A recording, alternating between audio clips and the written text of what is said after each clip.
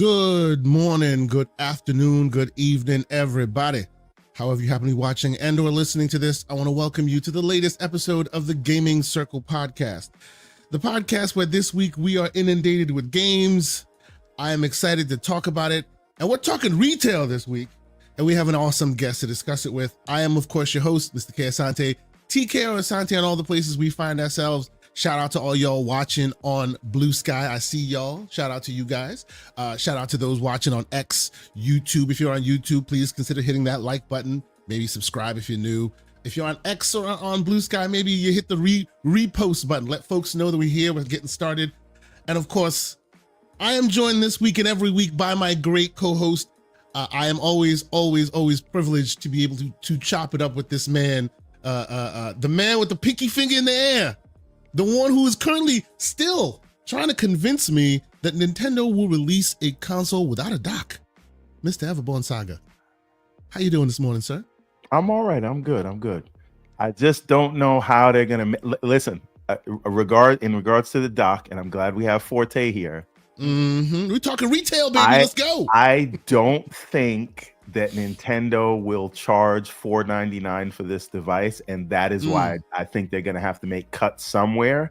And I think selling the dock separately is the first cut that they make in order to get it below $499. This is my thinking. If it is $499, then yes, I believe it'll come with a dock. But the look on our guest's face says it all. I am excited. This is going to be a show. Oh boy. He had to look like Beyonce had when she won Best Country Album. And she had to make a country album to actually win it. And on the topic of our guest, the voice you hear, of course, I am excited this week because, yes, you all are excited because, you know, the dynamic duo that is myself and Mr. Everborn Saga are here to smack you across your face with great gaming goodness on the weekend. But I am excited because one half of my great dynamic duo podcast is with us today. The Great Gaming Forte, one half of the co-hosting team that is DPS Podcast. Good morning, sir. How you doing this morning? Thank you for being here. I know usually weekends are your work situation, right? Oh yeah. But like I said, I was like, man, I was like, I ain't been on Gaming Circle, and I had to bring it up to my man K. Asante. Be like, listen, gotta make this happen. So yeah, normally I open on Saturday, but I made an executive decision on my schedule. It was like, listen, I want to come on this show so bad, I'm going to close at my job on a Saturday when I hate closing. So that's how much I love y'all. He said, I ain't coming in this morning because I got things to do. I got things to do. You know what I'm saying? Yes, indeed. We appreciate you. Especially after yesterday dealing with all that Pokemon stuff. Oh my God. Oh boy. Big seller. So you know what? Now don't forget, Forte is also filling in for Lord Sovereign. I was just about to say that. Yes. He's on the big show. He is, as I hear it, temporarily holding the Iron Bank. I mean, how you feeling, man? I see you on the big show every week this week. This is awesome. You know? Yeah, it's kind of crazy. They reached out to me like a month ago and told me about it, and they was like, hey, we just want to know if you could do it. And you know, normally, like my job, we are required to work one Sunday a month, so I just usually work them all because it's like I like having weekdays off because you could actually get stuff done during the week versus everything is like, you know, that you got to do business wise is done on the weekend. So yeah, I just changed my schedule up, talked to some of my people at the store, was like, hey, listen, you know, if y'all can do this, then I can make it happen. So it's actually been pretty cool having Sundays off and then just chilling and playing games and talking with them and stuff. So yeah, so I'll be back. I'm on there, for like at least through March until Saul gets back. But yeah, it's been that's been a heck of a time with them. Hey, as huge fanboys of the show, we are excited to have you on. I watch every week. You know, it's great to have you on the show. Even when the full crew's there, it's always great. But having you there has been really, really cool and an interesting twist on things. So yeah, it's great. So if you don't know what we're talking about, then clearly you're not watching the show because you know we are huge fans here. ILP, check it out Sundays on the Iron Lords podcast channel. Awesome members of the community. All right, we appreciate them. Yes, we need to talk about Iron Lords for a second. Okay. I'm on to you guys. Oh, there is a WWF thing going on where King is doing non-console warrior on Sundays, but there's a heel turn coming. I've seen wrestling enough to know the heel turn is going to come. It's going to be at the championship fight, and then it's going to be a betrayal. King will be back. Everborn. I mean, most electrified man in podcasting. This tells me you're not watching his weekly shows. He heel Oh turns no, I every am. weekday. I am. I watch Frontline every day, but the main event, he's gonna come back. He's gonna heel turn on the weekend. Ways. Yes. Okay. He's gonna wait for that. He's gonna wait for that hashtag PS6 not to come out. Then he gonna see it on IOP. Yep. Keeping it real PC right now on no hashtag no console warring on IOP. He's been very magnanimous. All right, gentlemen. So thank you guys so much for being here. Thanks to the chat for all the wonderful people that are already in the chat right now. I see all the numbers growing. I see people already chatting in there. Hit the like button if you are new to this channel. We do this every weekend. Us graybeards in the building, talking games, talking stuff we like, stuff we don't like. This week, as I said, we talking retail because we have the great gaming Forte in the house. And I think we're at a time in gaming now where there's a bit of a transition happening, and I think you are in a unique position to give us some insight that we might not be able to have that clarity on because from the position that you sit, right? So we appreciate you being here, but before we get started and all that talk, I think we're gonna start this thing like we always do. We start with the games we've been playing. Mr. Forte, you are our guest here. What games have been on your playlist this week? Man, so I've been playing. Shout out to college football. Still play that until it runs dry. But I also been playing Avowed. So I was one of those very fortunate people to get a chance to play that. So I've been. Okay. That. Speak on it, sir. I'm so excited. Please go ahead. Hey, I'll NDAs and all I know. Yes. You're allowed to say you played Avowed. Yeah. You're not allowed to say anything else, right? That's it. Okay. I'll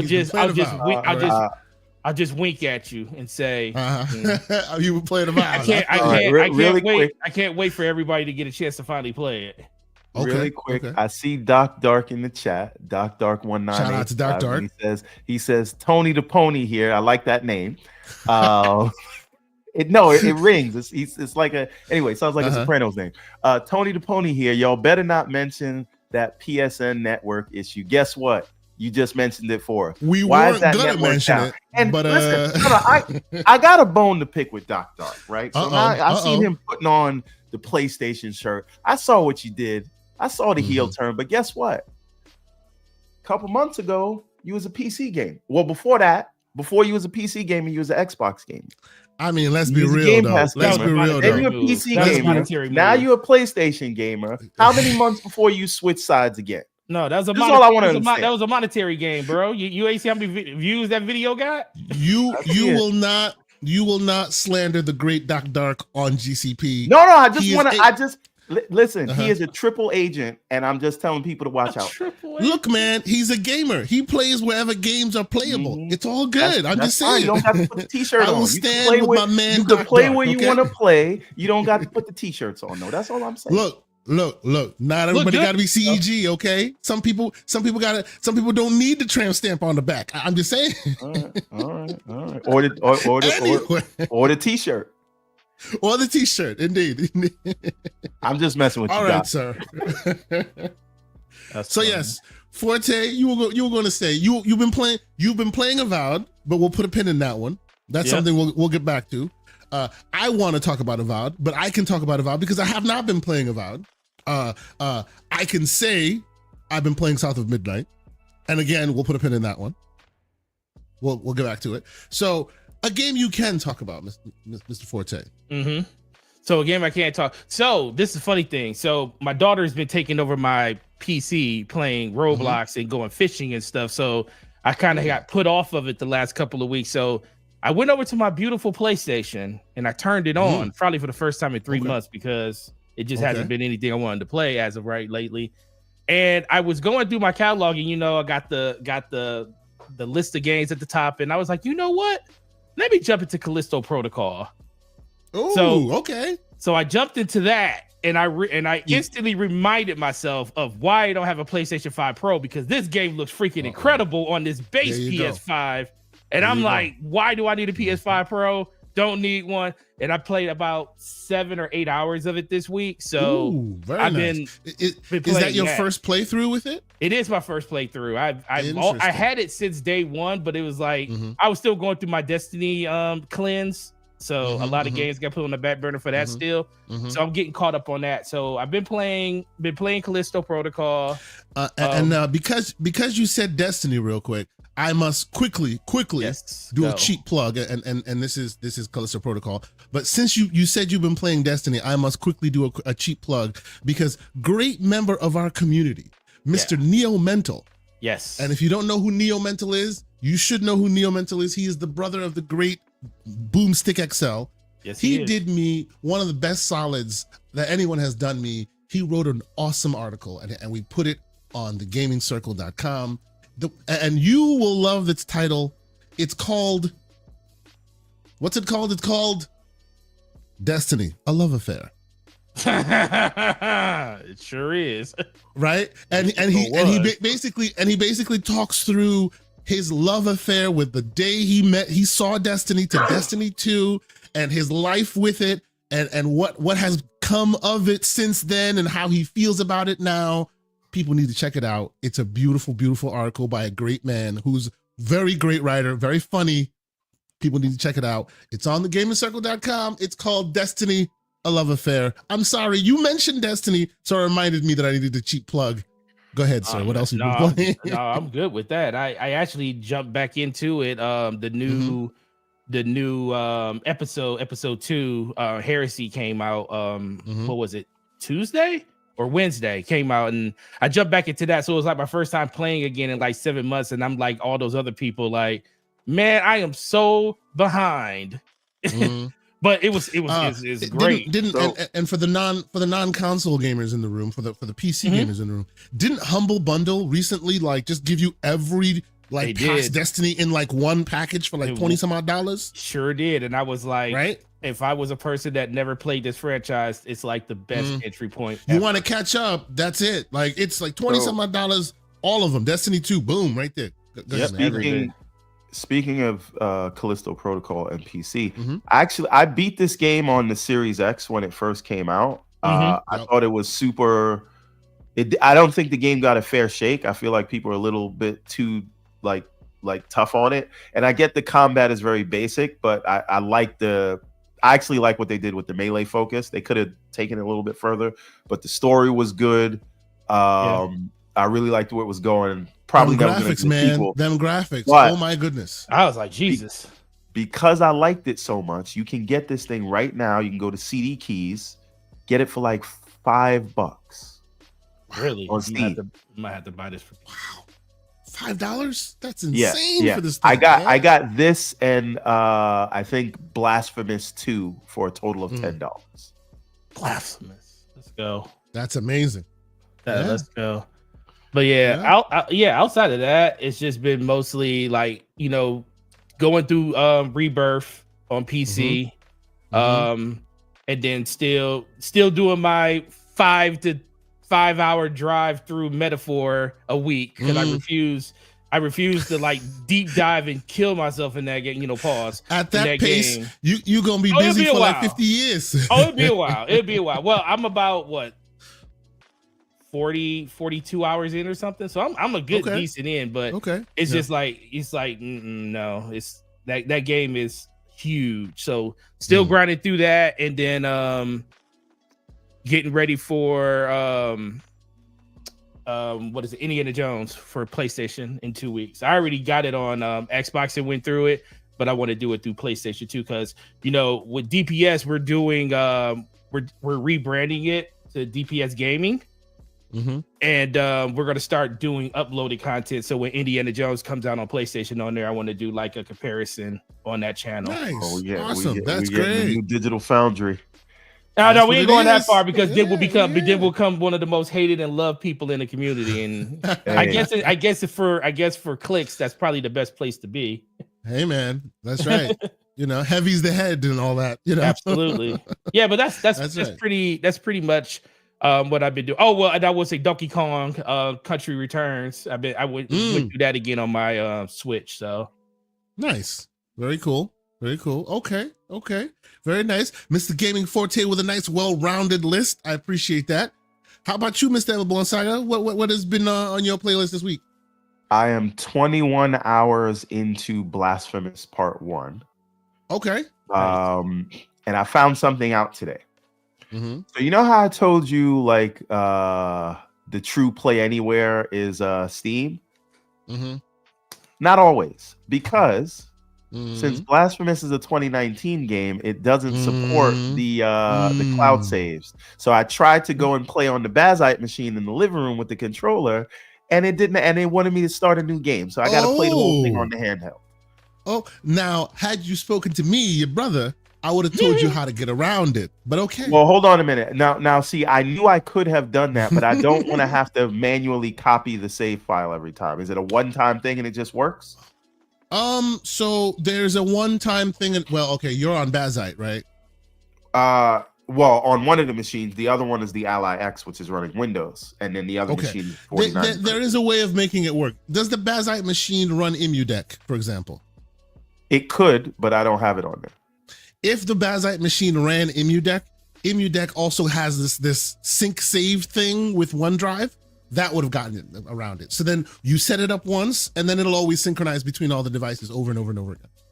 Okay, but then don't I have to? But where's Steam? Anyway, it doesn't matter. It's very rare. We can talk about it offline. Don't worry about it. We can do that. Yes. See, I enjoy those older games. Getting those older games to act like newer games because you can get them to work. But it's just a 2019 game because I have a lot older games that work with the cloud saves. It's just they never did that update. I guess.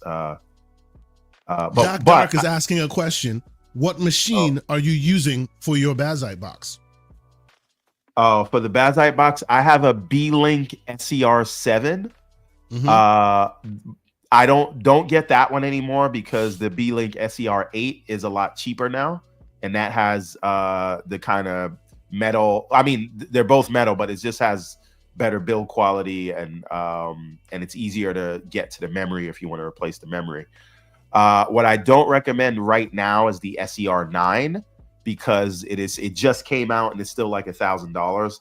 It has faster memory, but it is not worth an extra $500 for a little bit faster memory. So, just go to Amazon and look for B-Link SCR8, and that's the one that it's good. It's less than $500, and it'll give you like ROG Ally performance. Oh, did we lose him? Looks like we lost him. Anyway, before he returns, he says he's been playing Blasphemous. No, you didn't lose me. It's just somebody came to the door. No worries. Wait, hold on. Why do you have these baby teacups in your hand? Because he needs to be able to hold a pinky in there. You can still hold your pinky with a regular cup. No, it doesn't look as fabulous with a big cup. He has to use a little pinky cup. Okay. All right. But anyway, no. So I highly recommend. And if you get the Bazite box, there's two things I'm going to recommend for you. So the first thing you want is the Xbox wireless adapter. You can get it for like $16.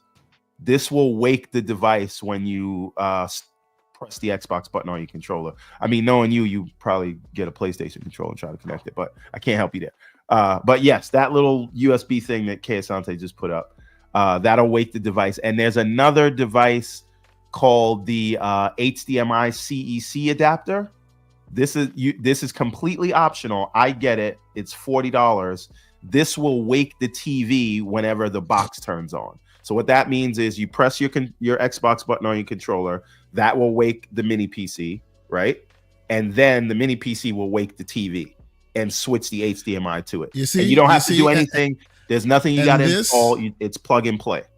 This is why people complain about the tweaking and the twerking. You see? The tweaking and the twerking. But there's no tweaking and twerking. You just plug it in. What are we talking about?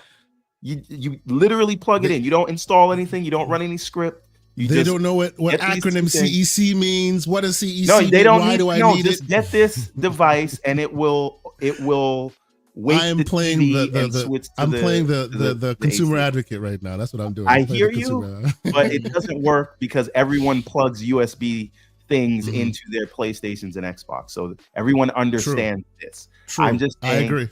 Yes. If you want the full console experience, you install Bazite, you get the Xbox wireless adapter, and then you get the HDMI CEC adapter. Those two things will allow you to wait. So that we can go back to the gaming chat real quick. Let me put let me quickly put a cheap little plug right here. Here's the show for those in the chat. That is the episode that Mr. Everborn Saga sets up his CEG device live on the show, where he shows you all the intricate details with which he gets it set up and rocking. And then after he's done, guess what he does? He plays Cyberpunk just to show you it's working. And of course, it is co-signed by the great Parasilly.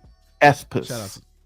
Shout out to 60 Espis. The other thing is, yes, it can run some games at 1440p. You're gonna it's a PC, so you figure out what settings work for different games. But yeah, it can do all of that. It is actually, you know what, Mr. Everborn Saga, maybe this is something that we can talk about on the PC show at some point. But because you have the Bazite box, right, and you have and it's basically a Steam Deck in front of your TV, you can also benefit from that new mod that has come out that's putting FSR 3.5 into DLSS. So in other words, games that have DLSS, right? If you're playing it on your Bazite box, you can turn this mod on via a Decky loader, and then it slips in frame generation into games that don't have it. So now, like for example, like The Witcher 3 running at 40 frames per second now runs at 70 frames per second. I've run it on my Steam I Deck. did not know you could break that statue. Oh. See, we're giving him spoilers for the game he's been playing. No, that's good. I'm gonna go do that now. So here's the thing. This is it's so crazy. When I first played this, I was like, this is inspired by Elden Ring. No, this came out 3 years before Elden Ring. Before Elden Ring. It seems as though Elden Ring took a lot of inspiration from this. That's right. The way the art style, but also the way that the prayer points, which work like the fireplaces in Elden Ring, and everyone coming back and you going and picking up your guilt or whatever. Basically, like your soul stays there where you die, and you go back to where you die, so you can pick that up and get that stuff back. And then the way that they tell you the story and how they don't explain anything, like there's so many things that you can get in the game that you would think is a basic thing that they have to tell you about. They tell you nothing. And the how intricate it is to do some of the side quests in order to get these abilities that you just need to do basic traversal in the game is not explained to you at all. So just like in Elden Ring, when you're trying to figure out how to get a certain weapon or do a certain thing, it's like you need the community to kind of tell you that, because they don't tell you anything. Everborn? Yes. Lucius is slapping your hand, basically saying, how can you tell a man hasn't played a Soulsborne game without telling him he hasn't played a Soulsborne game? It's because this game is a Soulsborne game, not an Elden Ring game that came before it. So there you go. Get your weight up, sir. Get your weight up. I've been told that it is better to compare Blasphemous. It's more of a Metroidvania than it is a Dark Souls type. True, very true. That is absolutely the case. Yes, and I know it's literally a Metroidvania, but like people are telling you it's Dark Souls. I'd argue that Soldiers was more Dark Souls than this was in terms of combat and difficulty. All that, but whatever, right? But my point is, there's a lot in this that if you're into, and no, Elden Ring is the only Dark Souls games that I've played. So Lucius is correct on that front, but there's a lot of stuff that Elden Ring did and perfected in Elden Ring that was not in Dark Souls, and I would say this is closer to that. See, and every time anybody talks about Dark Souls or any of the Soulsborne lineage stuff, I always have to be the one that says Team Ninja is out here, and Team Ninja also deserves some respect. People act like they don't exist. Team Ninja is out here. Salute to Team Ninja. I'm just saying. Continue. Wait a minute. Hold on. First of all, Lucius, are you not looking at this? You don't see anything from Elden Ring in this? Would you stop fighting the people in the chat, sir? The people in the chat are fighting me. What do you want me to do? Continue, sir. Move forward, sir. Move forward. I was trying to figure out where you were going with it, but this is a fantastic game. If you haven't played it, it came out in 2019. I am about 60% of the way through it. At least that's what it tells me on my save file. I'm 21 hours in. I'm just finding new things that I didn't know existed. Because I finally I've maybe played the first 15 hours not going to YouTube to look for secrets. Now I'm just looking for all the secrets, and then I get one ability, and that leads me to find a new room, which leads me to a whole new part of the game that I didn't know exists. I love the way that's designed and the secrets like that. I do wish they told you a little bit more about like some things that I think are essential for the game, but we'll see. I don't know what is essential and what's a side quest because they don't really delineate like that. So, but again, highly recommend. You can get this for like $4 right now. Yeah. I mean, if you've been around, even if you have a handheld device, if you paid attention to any of those platforms that give away free games, you probably have this game already because they've been giving this game away for a while now. Blasphemous should be a part of a lot of people's libraries, and it is like the fact that they may have given it to you for free, and that's why it's your first interaction with it. Make no mistake, it is a game worth paying for. It is an excellent game, and more people should play. You can get part 2 for about $5 as well. So you can get 1 and 2 for $10. Totally worth it. What I do not like is that in part 2 they changed the button layout and the art style a little bit too, right? Yes, it's a little bit too clean for my liking, but 2023, whatever. But yeah, if you like soldiers and you're into difficult Metroidvania games that are melee focused, this is the one for you. This is the next one for you if you haven't played it already. But part 2 just came out, so maybe you played this one and you didn't play part 2. I'm a blasphemy fan now. That's all I'm saying. Yeah. No, I feel you. Now you should also speak a little bit to the world building. I feel like it's very like evil bad, very religious iconography, very it's unusual in that. It's like I don't want grim dark world, It's grim dark, but it's like Catholic horror. Yes. But like there's a lot of like if you mixed Catholicism with paganism and added a little bit of fantasy into it, and you get this like amalgamation of this dark, foreboding world filled with. Have you seen this movie called Legion? Legion? Yeah. Legion. This is the one. Like Legion. Well, hold on. No. Yes. Lucius points it out. That's what I said when I first saw it. I said Diablo and Elden Ring. Sure. But what I mean by Legion, I don't know if I'm getting the movie right. Vision in it. Yes, but that was too shiny and I'm not talking about the art style. I'm talking about the subject matter. It's very much religious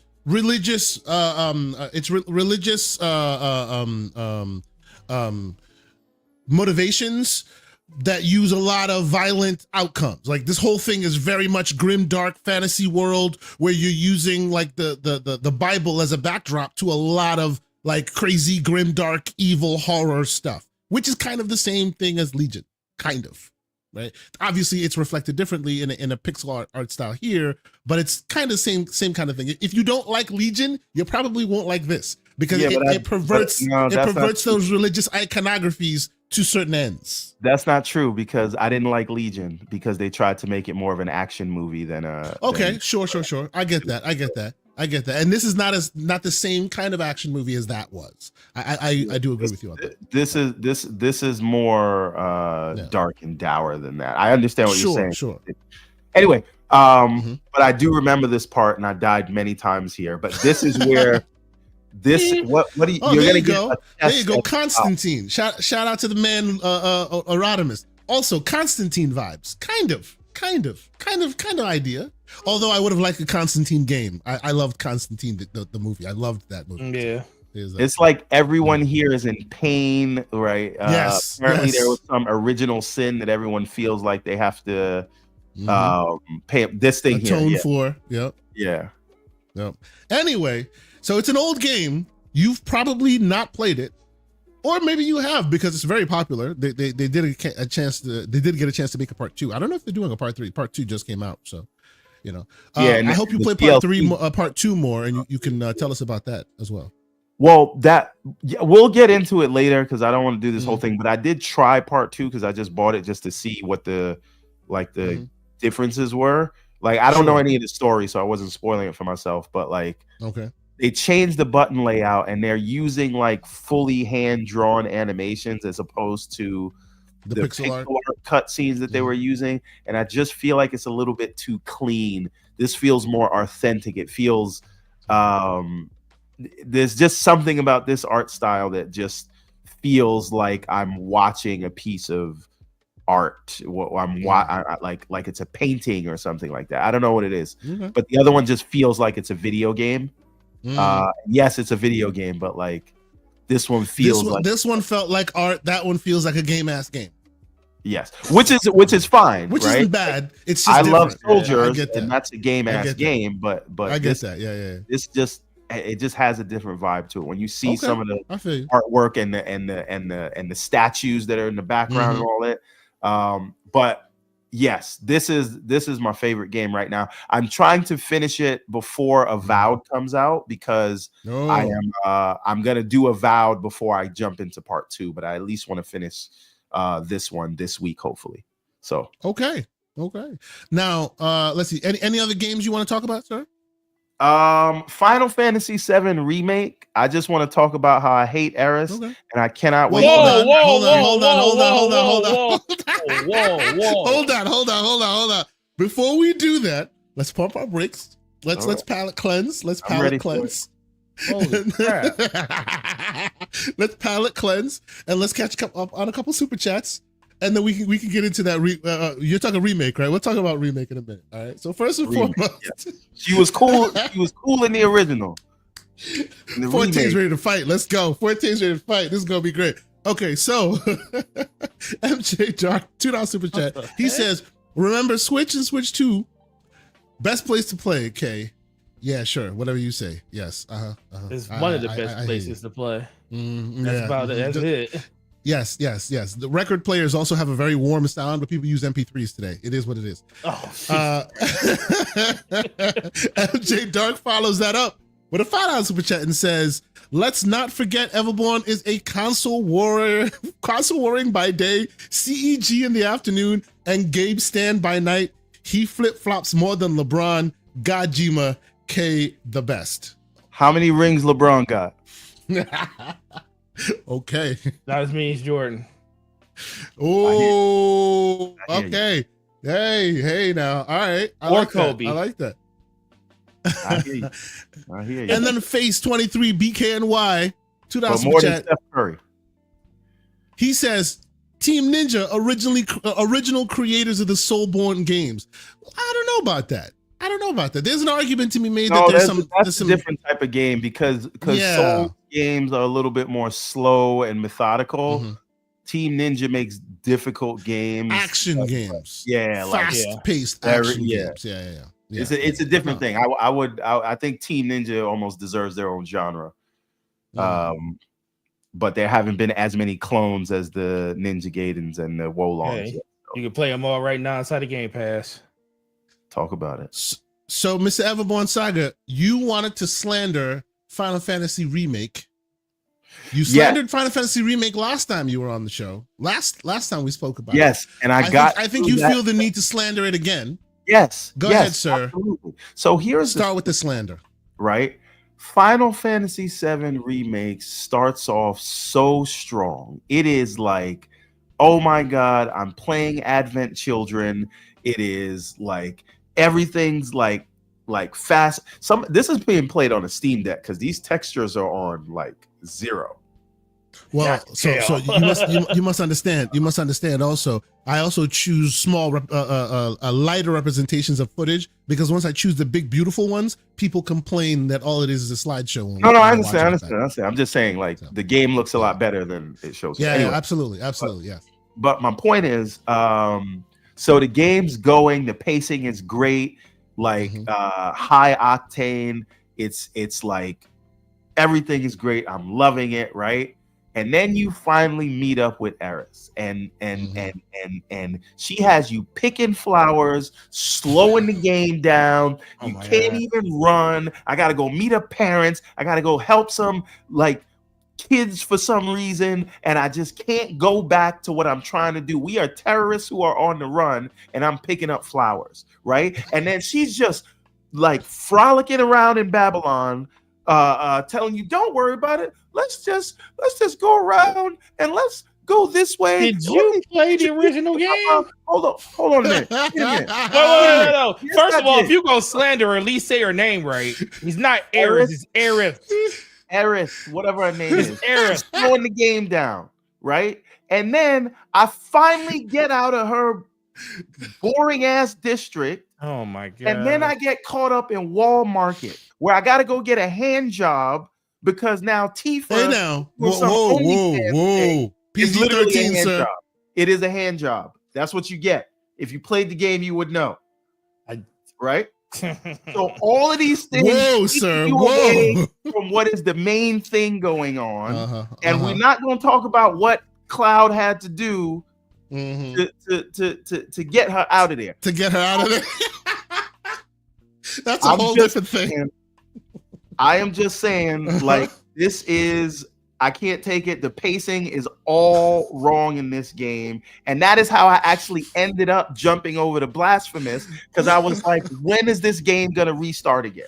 You were like, no, I need a man's game. A man's game. No, it's not about that. Stuff. It's just, I need a game that has good pacing. This is not too much to ask. I understand. I can't with you, man. Go ahead, Forte. Go ahead, respond. I need a response. I know clearly you've played the game. What are your thoughts there? Like, I don't think you even played the original. If you played the original, or you just didn't read the captions in the original, that's how it went in the original. And for me, I mean, I take it you just this is your first time playing through it, right? For remake? Yes. Listen, I played 7 many times as a kid. And what did you think of her in 7?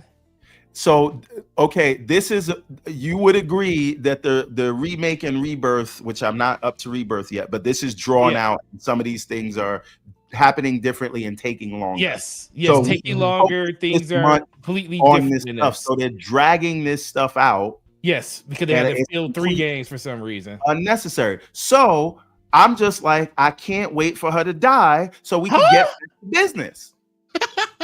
Okay, listen. First of all, she's probably not gonna die. I think they're gonna kill somebody else in the next one. But I think Forte's responses are basically the game we were playing before. How dare you? It's blasphemous, damn you. Yeah, it is. It's like, for me, Aerith is like, well, see, I don't want to come off as because my heart is always like with Aerith. Like, outside of Miranda Lawson, Aerith is it. A love. Wow. Outside of Miranda Lawson, Aerith is up there for me. Okay. But I got it's like every time when I played Rebirth for the first time, and you're in the cathedral and you're above sneaking around all the soldiers and stuff, and that music starts playing, all that goes out the window for me, bro. I love that woman in that game. The fact that they didn't kill her off yet is freaking incredible. So I love the direction they're going. As much time as they could give me with her, I am 100% for it. And to me, I feel like I'm getting to know more about that character in this version of the game than I did in the original, just due to the fact that they did change some of the stuff up. So I can agree that there are slow parts in the game that really are unwarranted, but for the most part, depending on who you align yourself character-wise, I see people talking about Tifa and stuff. They say, oh, I wish Tifa did this and I wish this happened. And I'm sitting there like, why is it? They're like, well, I'm surprised Aerith is still around. I was like, dude, but don't you like the direction that they're going with the character, with the emotional side of it, with Sephiroth and everything being tied, uniquely in between? I just feel like they're giving you more of something that people wanted in the original, but it got cut short due to the fact that like she died. And you're up here telling people that you want her to be dead now. Yes, she needs to die. Yes, she deserves to die, and I hope she burns in hell. But she's the one but to me, she's the one. But to me, that character is the one that grounds everything in the reality that you're in. Like she's the one that makes you care about everything that's going on. She's the human side of Cloud. Nah, I'm more interested. I've always shipped Cloud and Tifa over Aerith, so I don't really care about her. She's a distraction from what we need to be doing. So okay. So the love interest is the distraction. So at this point, I think Cloud real quick, Tifa, that's all I'm saying. Let me slip this in real quick. MJ Dark, $2 super chat. He says, "Remember, kids, console emotional gamer, ever one." That is exactly what I'm seeing here. Call it what you want. Tifa and Cloud are a better matchup, and again, all she does is mess up the pacing. And Slow-Mo's mad. The other half of the great dynamic duo that is the oh man. Y'all gotta stop. The chat is crazy right now. Slow-Mo backslap. Great Slow-Mo backslap. $10 super chat. He says, off my deathbed, Sonic sucks. CEG is mental illness. Forte, where's that DPS video? And don't say it's editing. You said that Tuesday. Back to it. Xbox console only experience sucks. I'm out. Thank you very much, Slow-Mo backslap. I don't know. There's so many strays. There's so many strays. He just pew pew pew. He's just on the block, and he just broke out. Okay. He just did that. I feel you. And by the way, Lucius Augustus says Aerith loves Zack instead of Cloud, and you guys are focusing on all. There's the timeline right there, sir. It's sitting on my PC, so it just has to be put out. So see, he got digital receipts. He's got it right there. Relax. Anyway, all right. So, are you done slandering Final Fantasy Remake, sir? Or do you have more? I wonder what he's gonna do when he gets the Rebirth. Is he gonna slander it even more because it's even more of what you're seeing right now in Rebirth? So there's more time wasting and padding game hours with nonsense. They call that stuff like this on the screen right now. I learned this some time ago, and I love this saying. They call that ludonarrative dissonance, where, hey, the world is going to end. You need to go save them. There's this battery. It's super important. Bring it to that place. And by the way, pick up some flowers and make sure you bring up some food to make that soup and, all that other useless crap that they fill the game for many hours. Square is good for that, man, because there was a lot of that in Final Fantasy 16 too. All I'm saying is I want to stay on topic and let's go. There's too many things out right now. There's too many games for games to be out here wasting. Do you know when I learned? Do you know when I learned ludonarrative dissonance? I learned ludonarrative dissonance with Fallout 4. They told my kid it's over. By the way, hey, let's go see what this town looks like. Hey, you know what about this thing over here? I'm gonna do some research. I'm gonna go look at a couple of these. I'm gonna go back and check out some of these podcasts of some of the bigger games that came out. Because every game got parts in it where it's like this needs. It's all like stop. that. Yes. So yes. I want to see this. So I'm hoping to see the same energy across a bunch of other games from you, bro. Hoping to see it. I will drop a game like a bad habit the moment it starts wasting my time. And look at what we are seeing on screen right now. This should have been a side quest. Okay. I'm sorry. No, listen, it's the part that We're gonna brings move the on from human- slandering Square. No, okay? We're there's gonna move nothing on. human human side of the about what's game happening out. right now. There's no, don't put it back. The world needs to see. Put that back on the screen. The this world should has not seen be it. in the main line of this game. This is a side quest at best, and Final Fantasy is good for that. They force you to do things that should be Abdel114 optional. is asking, have you finished Dragon's Dogma yet with your dwarf character? Not. With my Lord. 4 foot tall character. Anyway, so okay, I have finished Final Fantasy VII Remake on PC. It is what it is. I knew what to expect from that franchise, Yeah. so it is what it is, right? So I haven't played Rebirth yet. When we get to it, we'll get to it. But it's funny to hear other people's thoughts about it. But let us move along, shall we? Let us move along. Okay.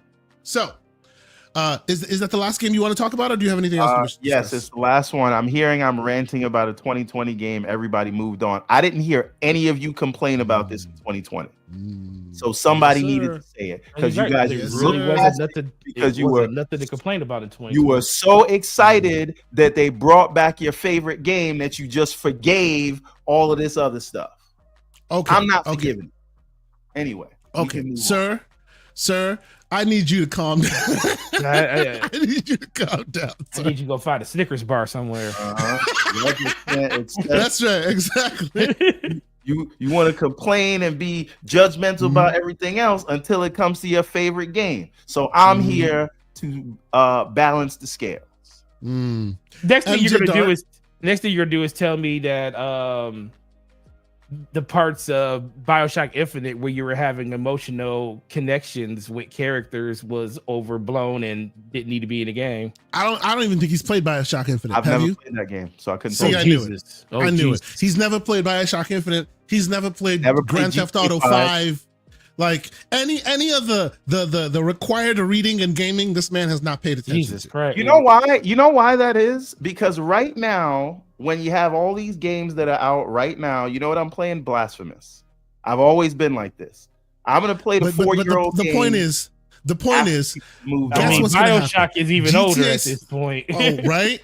GTA 6 is gonna come out. The world will end and how amazing it is, and then Everborn Saga go, yo, check out this GTA 4, yo. This is amazing. This is the man.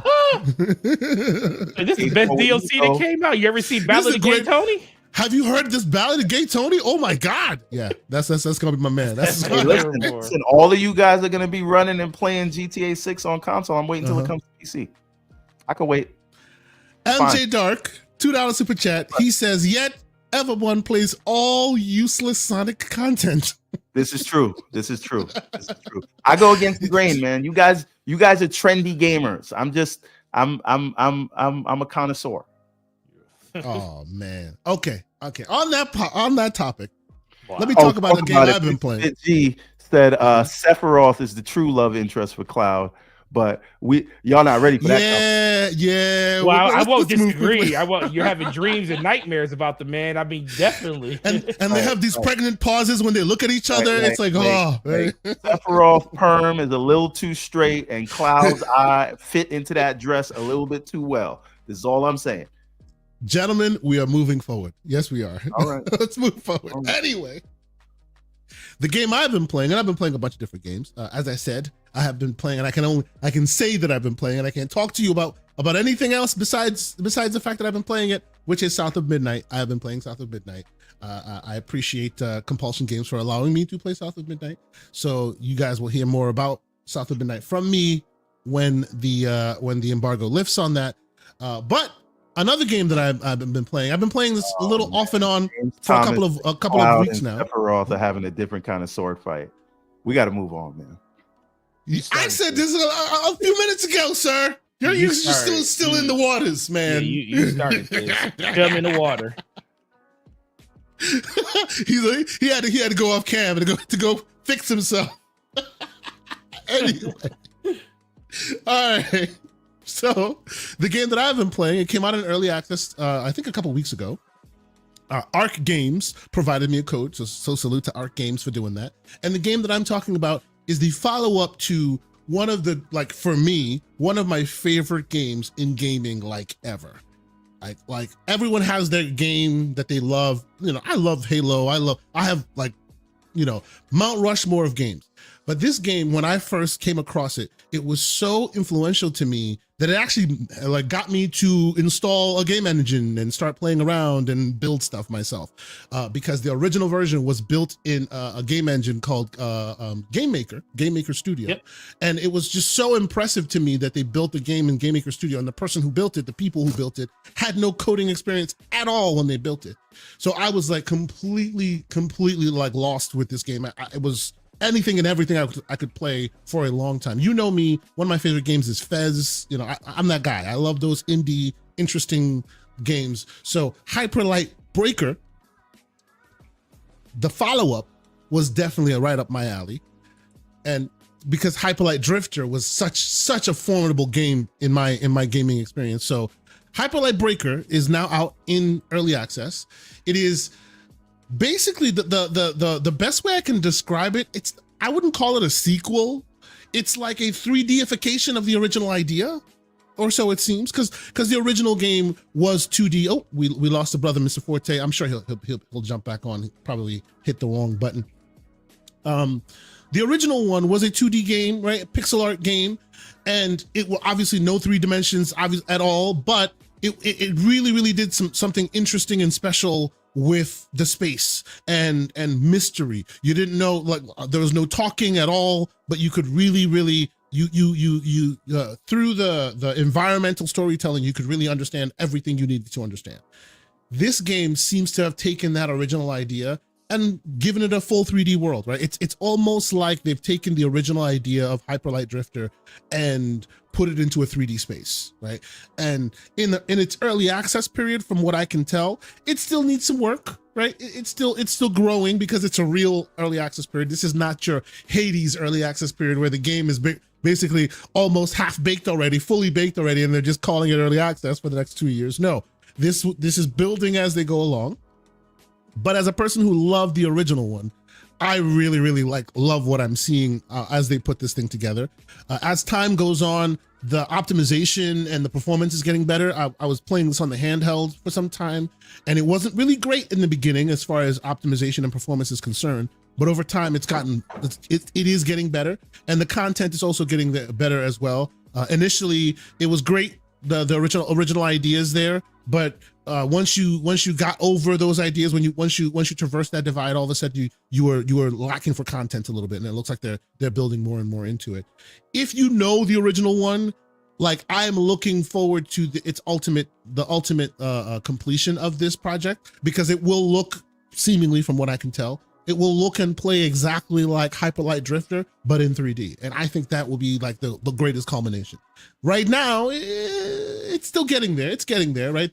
It's not absolutely fully baked. What you're looking at right now, obviously, is the keyboard variant of it. You can obviously play it also with a controller. I've been playing it with the Xbox controller and also on handhelds. So it's very much playable there. But yeah, I'm looking forward to seeing this thing. I don't know when it will finish early access. I'm looking forward to seeing this thing finish its early access run and really like become like what I remember it to, what the original vision of it was. How long do you think it'll be in early access? I'm thinking, I don't know. Like, this is me totally speculating. Like, I would expect once it's complete, to reach the full vision of what Hyper Light Drifter was, I would think this probably needs maybe a year or two more in early access. Is it fully single player game, or is it like a co-op? So far, it's fully single player. I don't know if they will add co-op or they will add multiplayer. Right now, it is very single player. Yes. Okay. Is there any story to it? Yes. And like I said, like the original version, and of course, the only thing I'm speaking to right now is what is available in the early access period. And in the early access period, it's similar to the original story, which is you have multiple bosses that control various sectors of the map, right? And you have to get close to be able to get access to that boss in order to have the boss fight.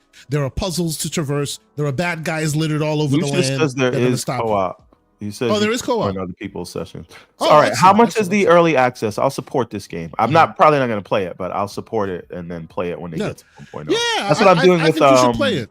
what I'm doing with like Windblown, which I think is a good project. Which I also backed. So I got into early access, played it for a few minutes, and I'll come back at 1.0. Same thing with No Rest for the Wicked, because that looks very interesting, and I don't want to get caught up in the middle of the story and then it's not there yet.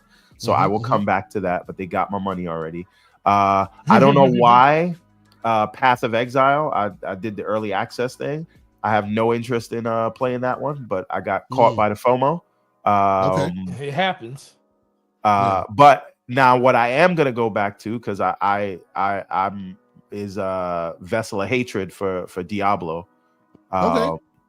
Because Diablo has more of a story, and I don't have any interest in the end game or post campaign. You like the story. Stuff. You like the story, right? And so Path of Exile, I do like the gameplay, but they're not doing a lot in the way of story. It feels like it's all end game, which I don't. That's cool, but it's not for me, right? So I'm kind of invested to see what the chick who has the devil with her. Where that story goes into? Yes. Yeah. So real quick, to finish this up real quick, I'm looking at the Steam page for it right now. Lucius is absolutely right. It is a single player and it's got online co-op as well. So very cool there. It supports DualSense and Xbox controller. It's in early access right now. It is $29.99, $30, standard price. From what I can tell, the reviews are all mixed, but most of the reviews that are negative are about the performance. And I've seen a lot of performance upgrades. Like I've seen it become a lot better since I initially played it. So maybe maybe read into the reviews a bit more before you decide if you're letting the reviews dictate it for you. The content itself is getting there. The performance wasn't great at launch, so maybe that led to some bad reviews. But I, for one, am really enjoying my time with it. But again, as I've told you, I'm a little biased. I come to it as a huge fan of the original. So I'm totally looking forward to seeing this thing turn into, So Jax82 asks, has anyone played Berserk Boy? Absolutely. I got that when it first came out on Steam. That was before it was on Switch and PlayStation.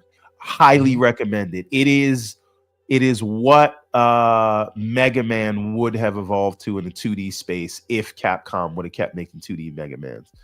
It is so good. The way you switch up with the different abilities, it gives you. It's not just a new weapon. It's a whole new play style for each of the power-ups that you unlock. So highly, highly, highly recommend that if you have not picked it up. Berserk Boy, if you were a Mega Man person at all in your life, this is the evolution of Mega Man. Cannot speak more highly of that. So it's funny you bring up Mega Man. Just real quick a quick divergence since you mentioned this. Do you guys remember the Amazon TV show Secret Level? Yes. So I was watching that with my son, and my son is 5 years old. He's about to turn 6 in March, and his first ever interaction with Mega Man. Forgive me, I'm the introduction. The indoctrination is deep in my household, but we haven't gotten to Mega Man. We are past Sonic. We're past Mario. Mega Man is a little intermediate, so we hadn't gotten there quite yet because we're not ready for the pea shooters and the guns and the shooty bang bang just yet. But he happened to watch this on Secret Level. Man, oh man, I wish I had recorded his reaction. Like I wish I had recorded his reaction. Like I like a tear came to my eye watching my son. Like, oh my God, I want more episodes. And I'm like, oh. Did I tell you what happened to me with Mega Man 11? I was playing that a couple of months back. I was almost at all of the main bosses or whatever. And I was just like, pausing the game and then coming back to it on the handheld or whatever. But I never actually saved it. That game doesn't have autosave. Ooh, what? Lost everything. Oh wow. I was like a divorced man who lost. She took everything. So I am not going back to that. Wow. I'm so upset. I remember I was very hurt by it. I remember playing when I was playing I played Mega Man 2 probably 6 years ago, and they have the grid for the dots and stuff where you can for your save file. Yeah, and I lost And I had it written down, like the grid on a piece of paper written down with the saves and stuff. And I lost that page for a while. And I was like, where is this? No. And I mean, of course, you can just go look it up at this point and see where each boss or each level starts at. But I didn't want to do that. And I literally couldn't find it for like 3 weeks. So I feel your pain on like losing saves. Yeah, It's like those are worse games. That's like losing the password to your crypto wallet. No, You bought Bitcoin. that's worse. That's worse. A bomb 414, forgive me. A bomb 1414 says 33 Immortals beta was meh, good idea, but too many players run off on their own way, so it makes it hard to take on the bosses. Sir, I agree with you, but I actually had a very good experience with the beta. Not the recent beta. I haven't played the most recent one. I'm part of the beta, but I haven't played it recently. But historically, as part of the betas, like if you get a good team or you know people that you're playing with, like that game can really be good and transcendent as far as kind of pick up and play co-op, where you don't necessarily even have to know the people, as long as the people that are there with you are all on the same mindset as to, you know, what you're here for, what you're here to do. I really like at least some of my beta experience with 33 Immortals. I walked away really feeling like they figured that out. You don't have to talk to people, but you still somehow understand what you're there to do. It seemed to really work, right? And clearly it looks like his experience is not that way. Maybe things have broken down. I need to play again the most latest version of that beta. That game seems like it's really like has something interesting. You were going to say, Everborn? No. Roshan Eppinger said I won't like Vessel of Hatred. Without spoiling it, could you elaborate on that? Why you think I won't like it? Because I started it and it seemed like it was pretty good and it picked up right where the main campaign left off. So I don't know, like, is there really no story to it or what? Or what's going on? Please elaborate. I play Diablo for the story, not for the like. You are the dopamine. It is so interesting to see how it is so different for people. But for Diablo, I like the story from the base game. You mean from the base game to the base game to? I love it. I do like it a lot. But when it's like I flew through Vessel just to get to the end game, flew through. Wow. It. Okay. See, but you like to get to the end game. Yeah. I love the end game. Like the end game is because I'm all about the power creeping and making my character. And the thing is, you also I guess if you're playing it mostly by yourself, then I can see just focusing on the story because you're not really trying to get to a point where you're playing with other people. Like me, I'm like going through this campaign just so I can get with my group and we can start going as deep into the dungeons as we possibly can. There you go. That's so I feel like you're a Destiny guy, so that makes sense. Oh, it's all about the gear grind for me. Right. So for me, I never want to feel like I'm clocking into work to play a game. Like, that's not clocking into work. It only clocks into work when you actually got to make it like that. Yeah. I don't do that with Diablo. Unfortunately, I did it with Destiny, but I didn't do it with Diablo. Yeah. So all right, I'm not gonna go through before we continue. Story. Don't do it because remember, people are finally remembering Destiny because Destiny's now behind us. We'll get they're finally remembering. Shout out to Neo Mental and his great article on thegamingcircle.com. People need to go read that. Web Dave, $2 super chat. He says, everyone hit the like button. What a mega panel. Thank you, Web Dave. Appreciate you, good sir.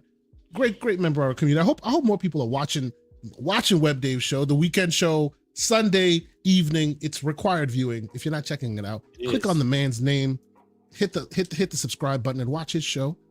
What is it? 7 p.m. Sunday nights. Always watch it. It's great. It is always great. The council is awesome. Yes. Before we move on, and we should move on because we want to be concise. Yes. We don't have the man forever. Absolutely. Yes. I am like 80% sold on trying Final Fantasy 14. So Lucius kind of sold me on it. He told me it is like Final Fantasy 16 in terms of its story delivery. And even though it is a service game, it can be played very easily in single player, and it has a strong narrative. Because I did not care for Final Fantasy 16 as a mainline Final Fantasy entry, but I love the story that they delivered. And if it was like I really enjoyed the game, just not as a Final Fantasy game, But if the story delivery is the same way and it's in that same sort of medieval fantasy setting, and it's a little bit more mature in tone, I'm here for it. So, but aren't you like me, a beginning, a middle, and an end lover? And aren't these service games inherently incapable of giving you an end? It is, but the way it was explained to me is that there's a mainline story to introduce you to that world, and it does feel satisfying by the time you get to the end of that, and then they'll just do another quest at the end. It definitely is. It used to be a grind to get through that very first part of the actual story of the game, because they had you jumping back and forth between like a whole bunch of different scenarios. But now over the course of the year, they streamlined it a lot. So that story is really, really good, and you can get through it. And then the story just kind of leads you into like the first expansion, the second expansion, which isn't required to be able to like understand exactly where the story is going. But the thing about 14 is, if you really get deep into it, Paul, it's you'll stay there, and it's hard to get out of 14. Just saying. It's hard to get out of there. See, now I'm back down to 65%. I was at 80. It just really comes down to but see, that's another thing. If you have people that you're playing with, that's what draws you in. Yeah, if you if you stick with just playing the story and then get yourself out, you'll be fine. But don't start doing stuff with other people in the game, and then you'll just never leave it. Lucius says 14 is good, but you got to be very careful. Yep. It's a black hole. It sure is. Right, so you got to be careful. I'm just saying. But all right. Let us move on. Let us move on, because as you said, we don't have this man for an infinite amount of time, and I want to get through as many of these stories as I can with the man here. Yeah, and I appreciate you being here, sir. Gentlemen, ladies, in the chat and all the various places you're watching, we appreciate you watching. If you haven't done so already, hit the like button on the YouTubes if you are there. If you happen to be watching us on Blue Sky, salute to you. If you happen to be watching us on X, how about you hit that retweet? How about you let other folks know that we are here? We appreciate you being here. But the first story, there's a really nice shirt you have on, sir. I didn't compliment you. Oh, yes. Thank you. I appreciate that. Yes, Show it to the people. Show it to people. I don't think they saw it. Back up. Well, okay. Back up. Oh, here we go. Yes. He said back up. Yes. It's his shirt, ladies and gentlemen. It's the Everborn Saga shirt, which we'll talk about a little later, where you yourself can acquire that. Armor from the Redlands. You can get that. You can get that shirt right now on everbornsaga.com. But go ahead. With a GCP code, you get yourself a 25% discount. It's a whole thing, man. We'll get to that in a little bit. But all right. With the man Forte here, like I said at the top of the show, we want to make sure this whole thing, and yes, Infinite Umbra, I see you, sir. Hey, sorry, I'm so sorry. He keeps the boot up. He keeps the boot on my neck about merch, and I keep the boot on his neck about getting on cam. We'll keep it moving. Go ahead. And I'm so sorry. Hey, Big Bad Mo, do you want one of those shirts? Because I owe you a shirt. I can send you one. Oh, there you go. Holla at your man in the DM. Holla at your man. That's great. But okay, I want to talk about retail, because you, as we said, you have a unique position that you will be able to give us some of that insight that we may not, some of us may not traverse the retail divides as much as we used to, right? Back in the day in gaming, the only way you were able to get yourself a game and or a console or whatever is you have to, get to the store and find your friendly neighborhood GameStop. You had to leave your house.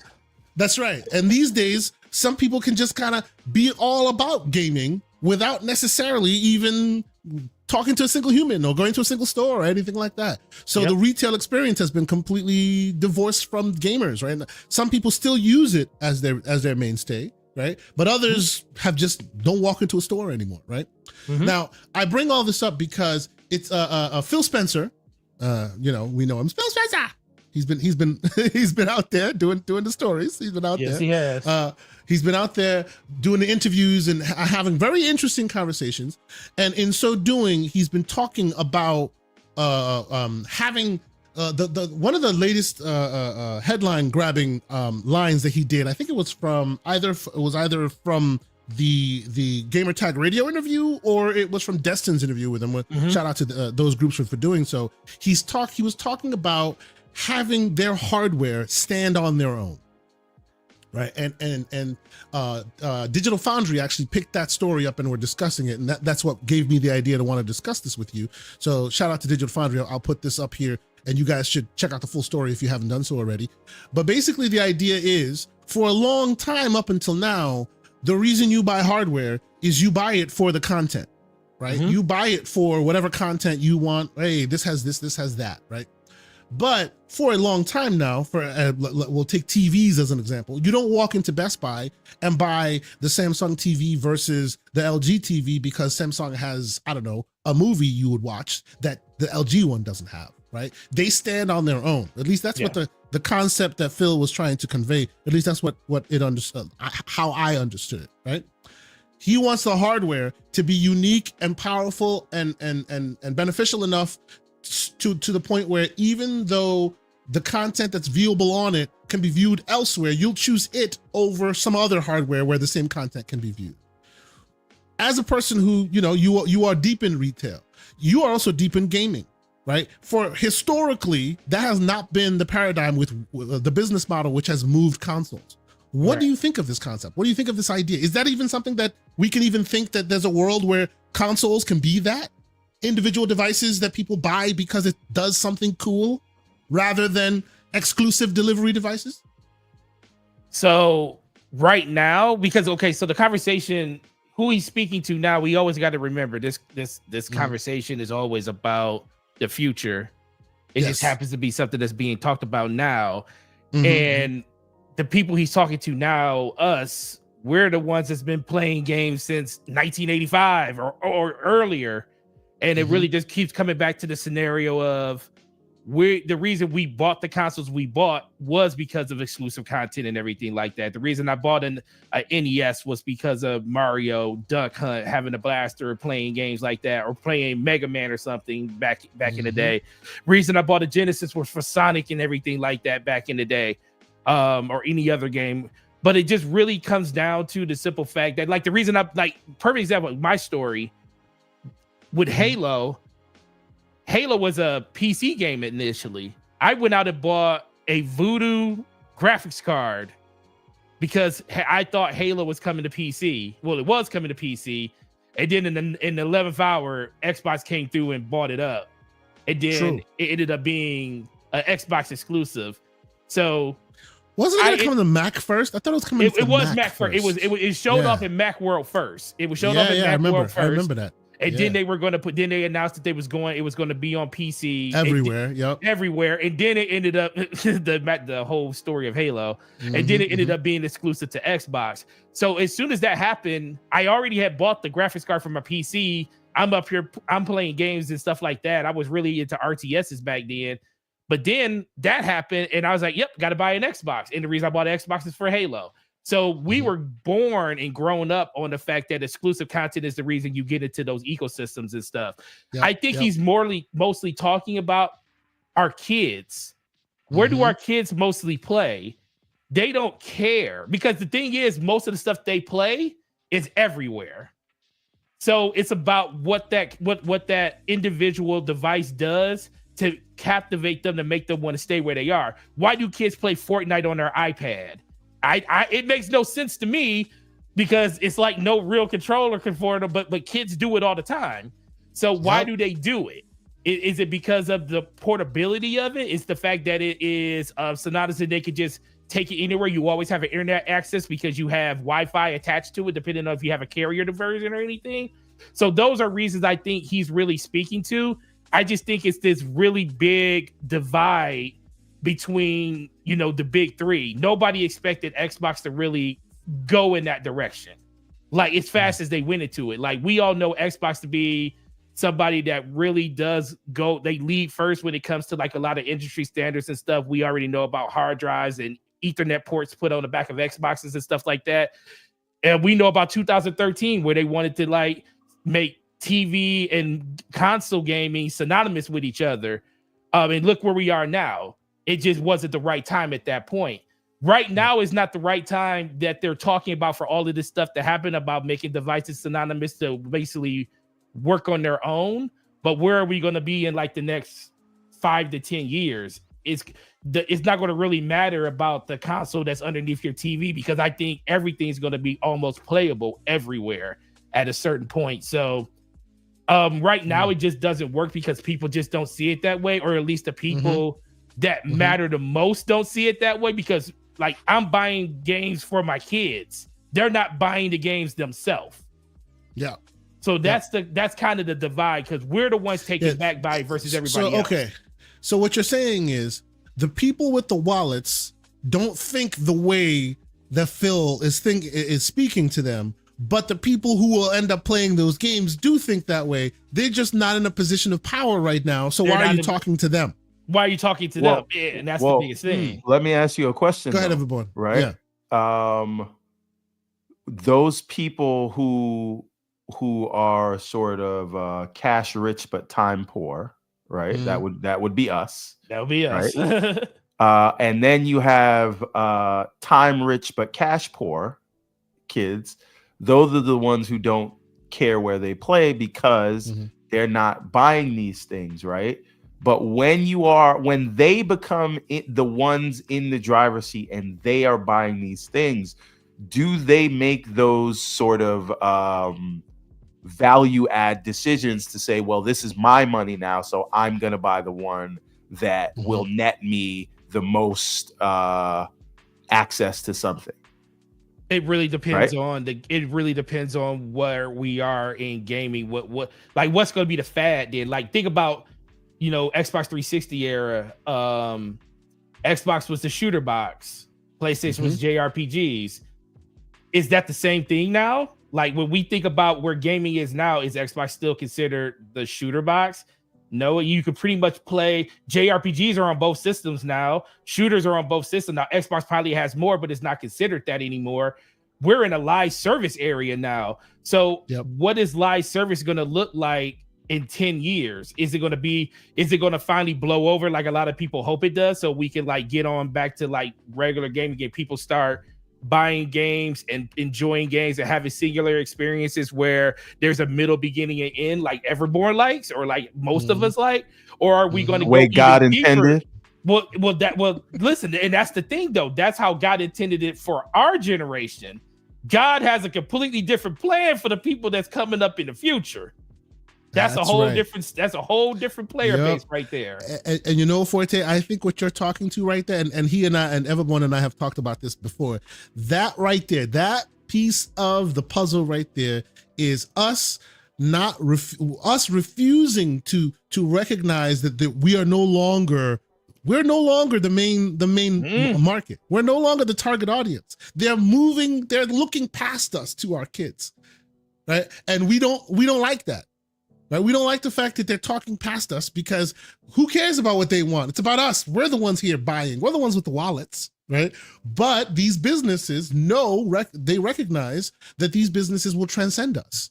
And in order for them to transcend us, they have to see beyond us. They have to start talking to people beyond us. And we don't like it, right? Myself, Everborn, you, I think we all like, well, to a lesser extent, you, because you like multiplayer games. Myself and Everborn, we don't tend to play multiplayer games that continue all the time. We like beginning, middle, and end, and you move on to something else. And a lot of people do as well.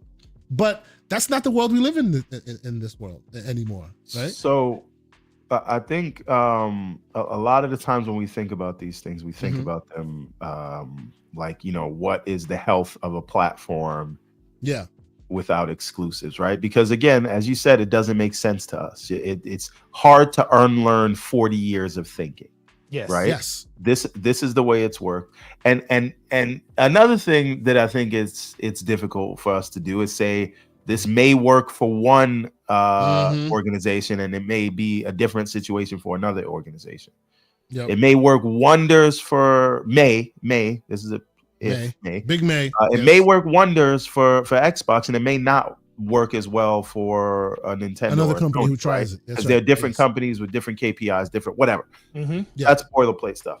But I think when we start to worry about the health of a platform, we have to understand that games themselves are becoming the platforms these days, right?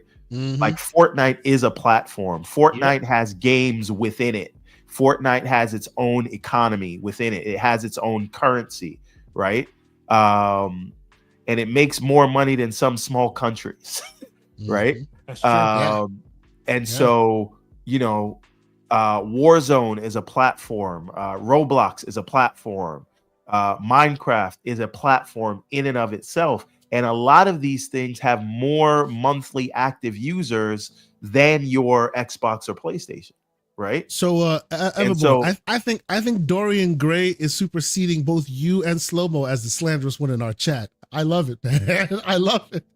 hey, It's so good. and I think when we Matthew Ball did a report on Mhm. that it coalesces a lot of data from like Ampere and the place that Matt Piscatella works, Circana. It pulled together a lot of data and it showed a lot of things, right? There's a lot of truths that we don't like to acknowledge, which is PC gaming, for example, has outpaced console gaming, right? And there's that some for years, man. right, and that has been the trend. And again, it doesn't. This is another thing. We have to stop talking in absolute. The console business, it is not dead. It is not dying. It prints money. It is just mature.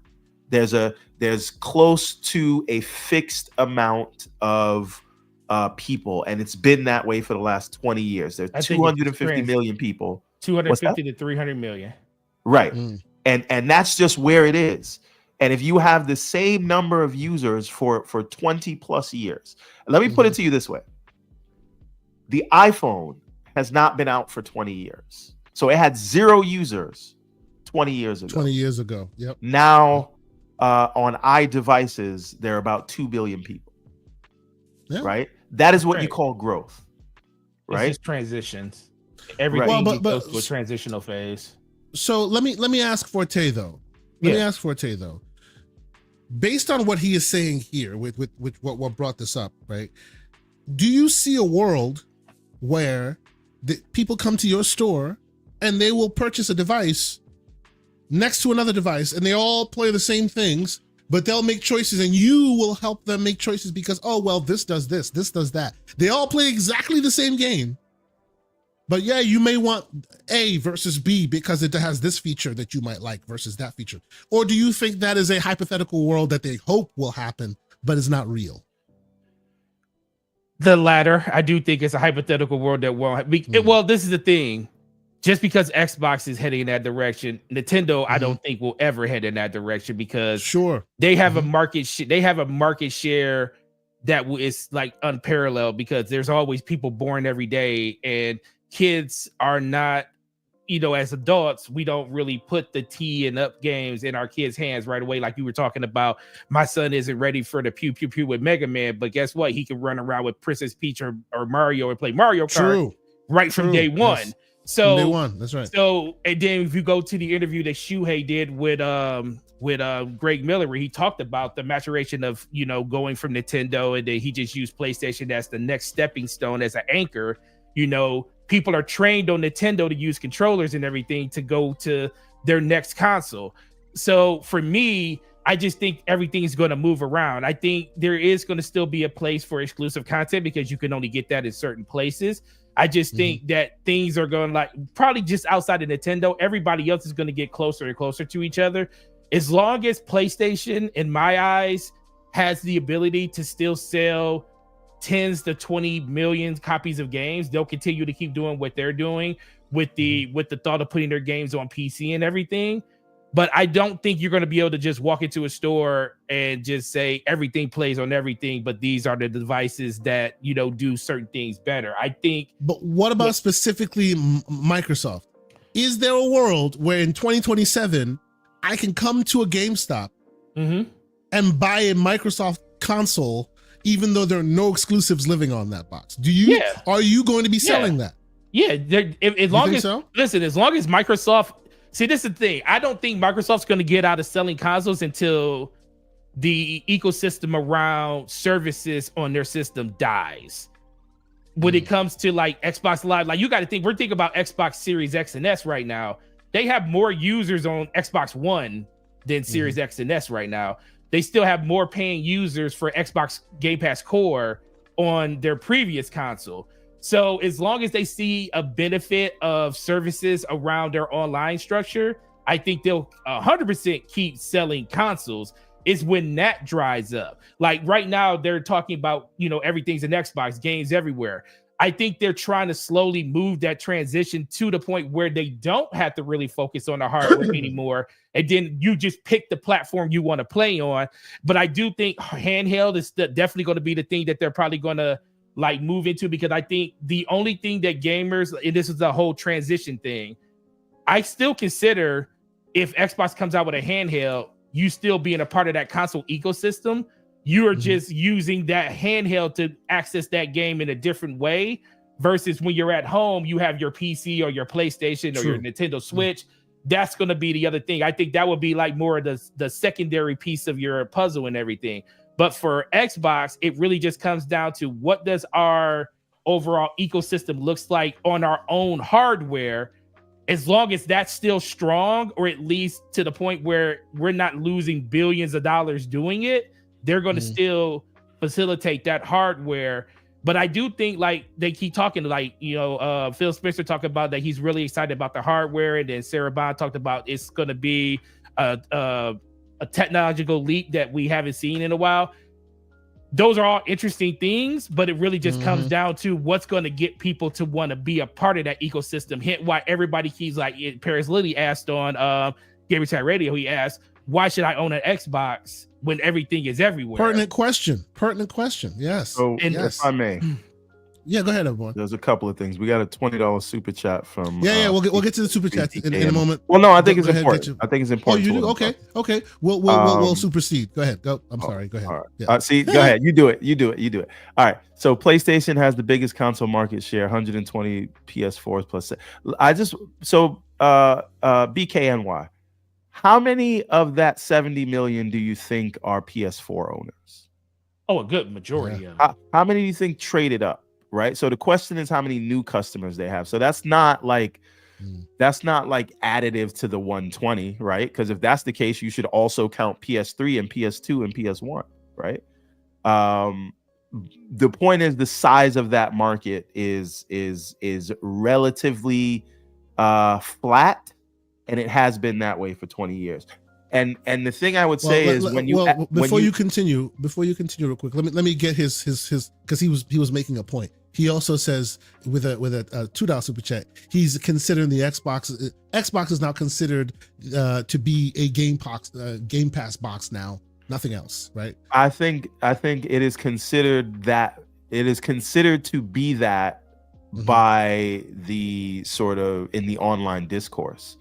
But they're not that box before acquiring ABK was bringing in $16 billion a year. True. And only 15% of that was from Game Pass revenue. So again, where's the rest of the money? We already knew that was going to transition.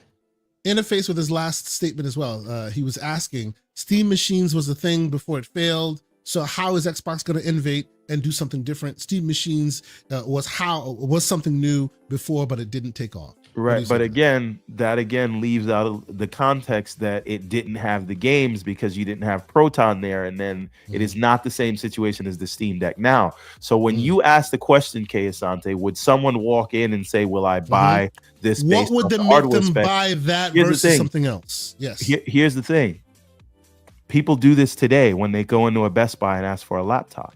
Right? Exactly. And they do this when they're right. Or a they TV. do this when they're buying a video card, when it's all those things. And the other trend that you have to pay attention to is there is no reason anyone technically should buy a Steam Deck if you're only judging by the exclusive. Right? That's right. No reason to do it.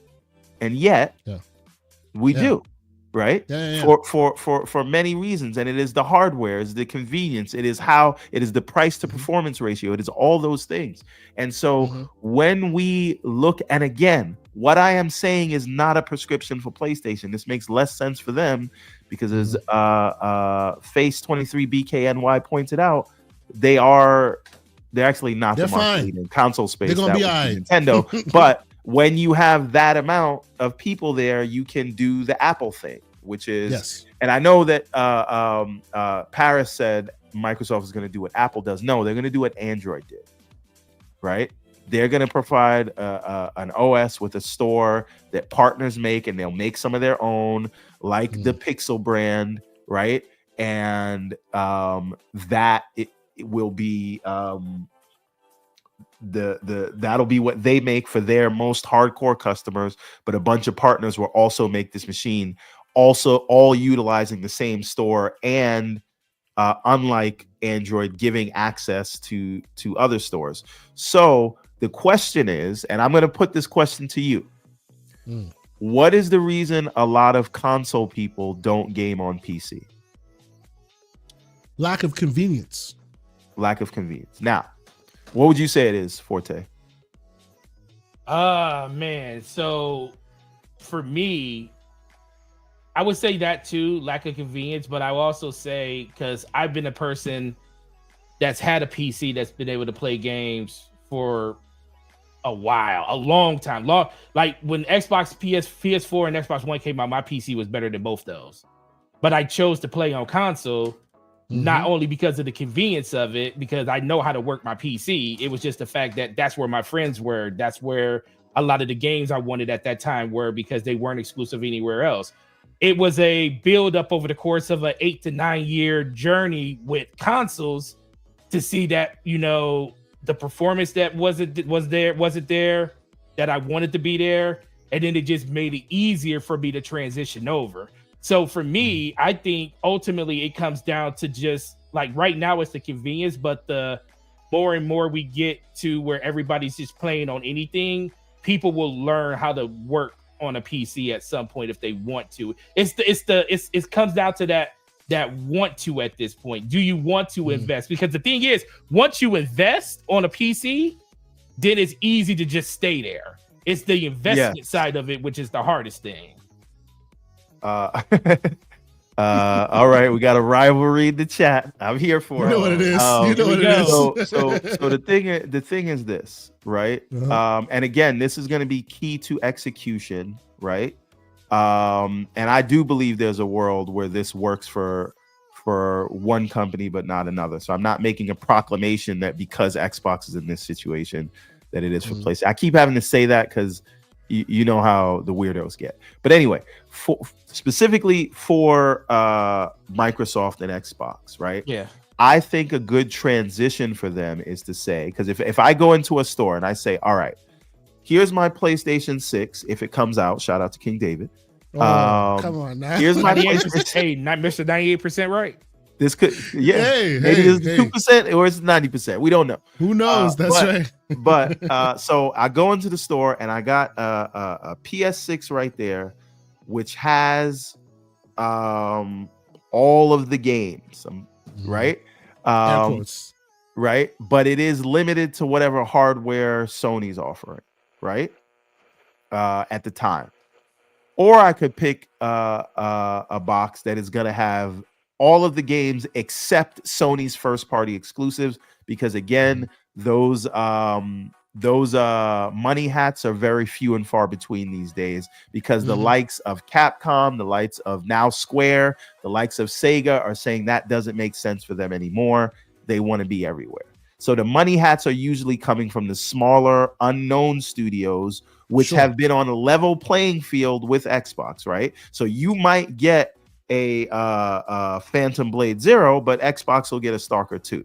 You might get the Phantom Blade, though, I tell you, Phantom Blade is a no. It's great. So some people say that about Stalker 2. My point is, when it's a smaller studio that needs like either marketing or technical support, they're both kind of on a more level playing field than bigger studios. Yep. So we're seeing more and more games go everywhere. So it'll be one device that'll have, again, one thing is Game Pass. Another thing is, if they are to be believed, has access to other stores, and it will have a console-like experience, just like your Steam Deck does, but it'll be Xbox flavored, and it'll have access to these other stores, but you can decide what hardware you get, right? So if I got the money and I want a 40-90, 50-90 performance, I can do that and still have access to all these things, right? And if it's a PC, you're going to have access to all those third-party games. So again, I would ask, is it worth for me to choose the sort of more closed ecosystem, or that is streamlined, right, and has all those games plus Sony's games? Or is it worth it for me to get the more open box that has multiple stores? So when you go into a store right now and you decide, do I want the Android device or do I want the closed Apple ecosystem device? People make this decision all the time, and Apple is wildly successful, but so is Google. So these things can work for both of them doing what they do, is the point that I'm making. I think, and you're not wrong. Yeah, you're not wrong. But I also think it's with Apple, in that explanation, the fact that they have physical stores to walk into really drives a lot of that sale for them, versus Android. Like, can you tell me a place you could just walk into where it's just Android based? And I mean, every single ISP though. Well, no, ISP, but they also have what there. So they have Androids. They have the comparison there. True. Versus when you go see, this is the thing. Apple has built such an ecosystem, and this all, remember, you got to even remember when it came back, going back to gaming. A lot of this stuff happened with services because, and especially where Xbox is going, they see Apple literally have a storefront that makes more money than everybody else almost, and they don't put a single piece of anything on that hardware when it comes to like what they make. It's making money off everybody else. So that's so in gaming, so Xbox wants to do the inverse of that. They just want to they want to put their stuff in every place and still be able to reap the rewards. And I think it's just a simple fact on a console base. Now, dude, like when it comes to what you were saying, Everborn, people make that decision all the time, but I also think a lot of people really look at it as like, which one is the best fit for me? They ask me all the time, like, which one you think is better, Xbox or PlayStation? I say, it's honestly a personal preference at this point. I say PlayStation does get some of Xbox games. It's going to be more and more as time goes on. But for me, it's also about the feel. Like I will always pick an Xbox over PlayStation because I like the controller more. Like the controller to me is by far the best thing that Xbox has. Like I like, not even close. I like offset thumbsticks. I hate inline. That's the number one reason I stuck with Xbox over PlayStation. That's my number one reason why I did it.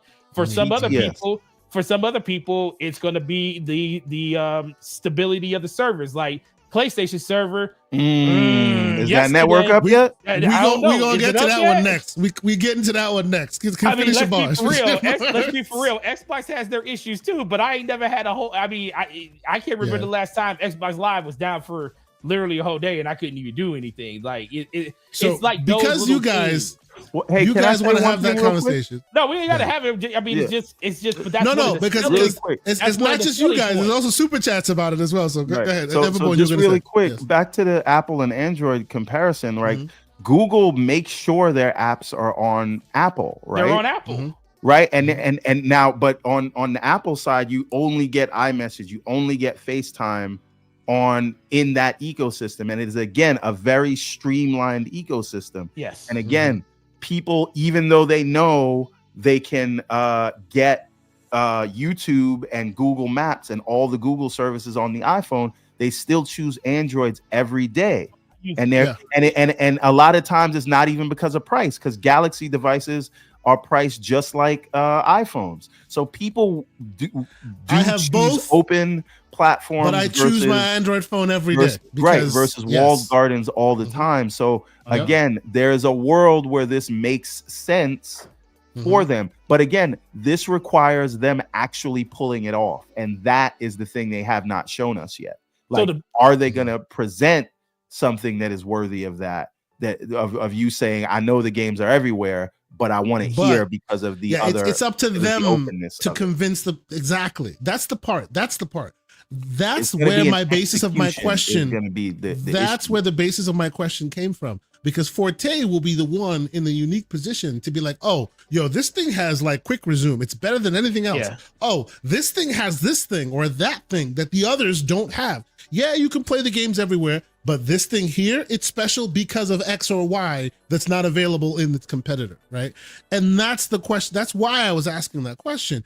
Is there a world where the features of that box become its selling point rather than just this only gets exclusives from this place versus that. It seems like it just come like the biggest thing. Okay, like Phil Spencer did when he was talking to Dustin, he did the where he's talking about playing Gears of War and being able to pull up a save from 11 years ago.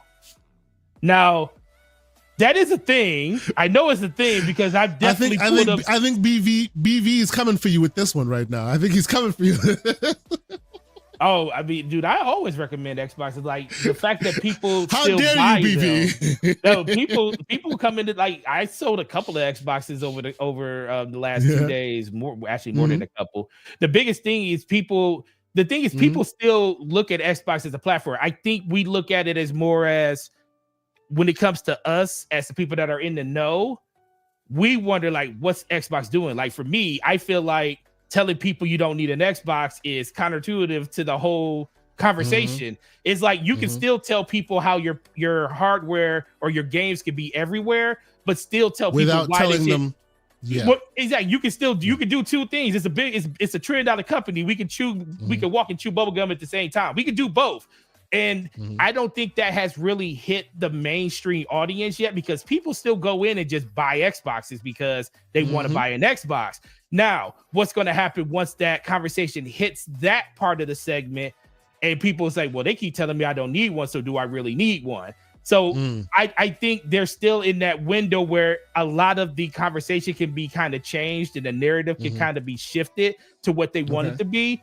But ultimately, if they keep going in the direction they're going right now without any kind of change to that messaging, then it's going to be an issue because right now, it's the only time people have problems with like when someone trades in their PlayStation 5 or 4, like 5, PlayStation 5 going to a PS5 Pro. What about my saves? What did you do your cloud save updates? It's like it doesn't do it automatically. No, you have to go in and log in and do it yourself. What do I need? What do you have PlayStation Plus? Because you can only do it with PlayStation Plus. So there's a lot of times you remember that the ecosystem is not just games. It's not just those games. Times happen. And like I said, they're so far in between and you don't think about them. But where it is with Xbox, that's the selling point. That's when it, like when he said it stands on its own, because Xbox does all of that for you. You don't have to have Xbox Live or Gold or Game Pass or anything to do it. As long as you have an Xbox, all that stuff happens intuitively in the background. And all you got to do is log in on your Xbox with your account, and then you can re-download all those. Remember, these are the same people who run an operating system where all you need is a username and a password. And if you have OneDrive, which most people do because it's part free, at least, most of your stuff just shows back up. They've done exactly can you the highlight same thing with Karate the Laundromat's comment? I could definitely do that. Karate Laundromat, he says, when Windows boots up into Xbox app, supports quick resume and doesn't require me to use a keyboard and mouse to log in for all my games to work, then PC can replace my console. So basically he just said CEG. Yes, but like taking the jokes out of it, like I think that is a decision. That's a value add where you say, wait a minute, I can have that experience, but also at whatever power level I can afford or whatever hardware I want. And that and also have access to other stores.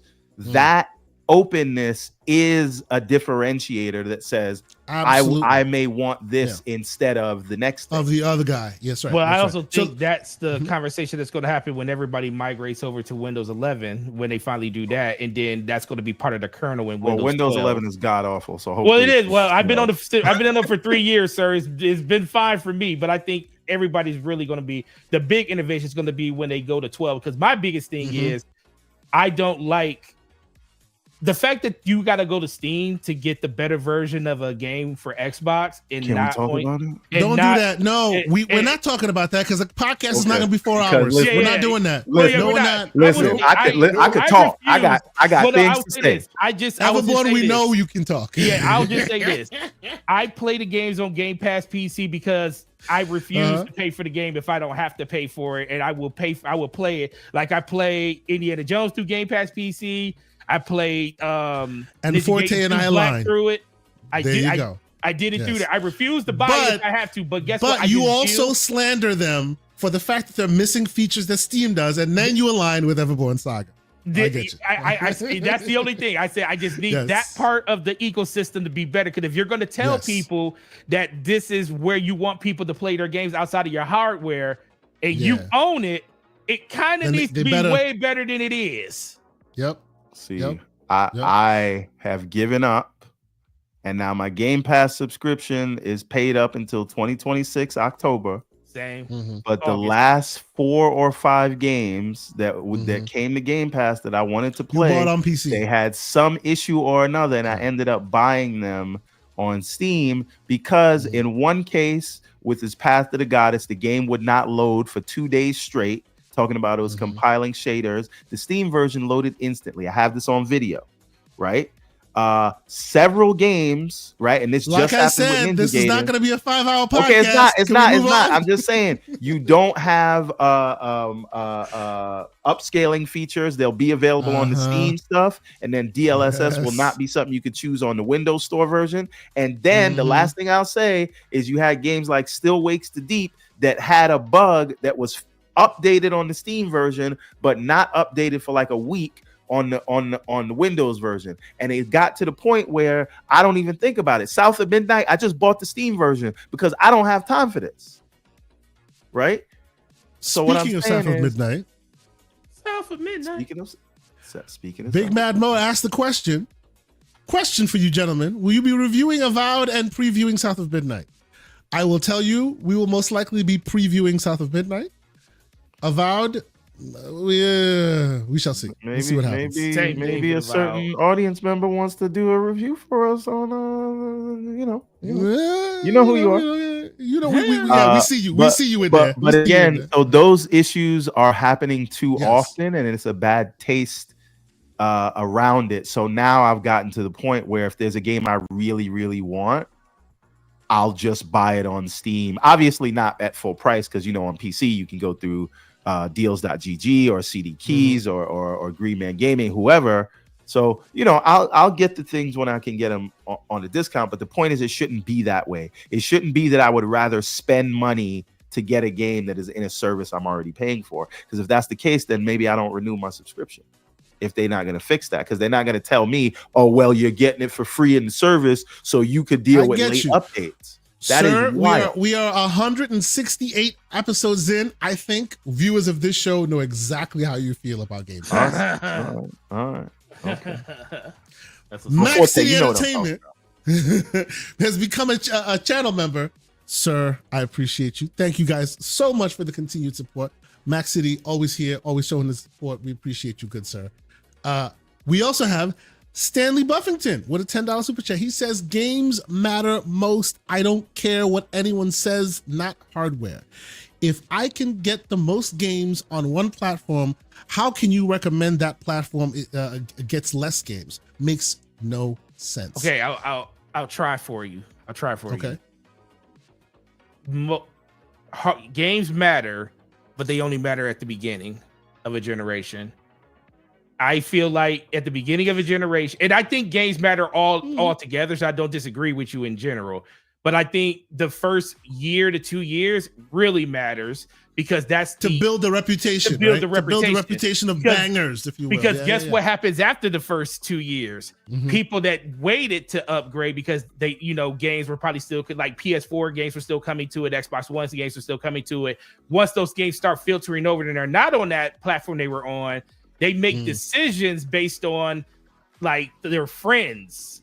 Yep. Because right now, let's be for real, most people, you can play Fortnite anywhere. There's more people playing it on PlayStation because PlayStation has the bigger player base, but a lot of people decided to buy PlayStation 5s due to the fact that they had friends that were on PlayStation 5, and that was also before crossplay became a thing.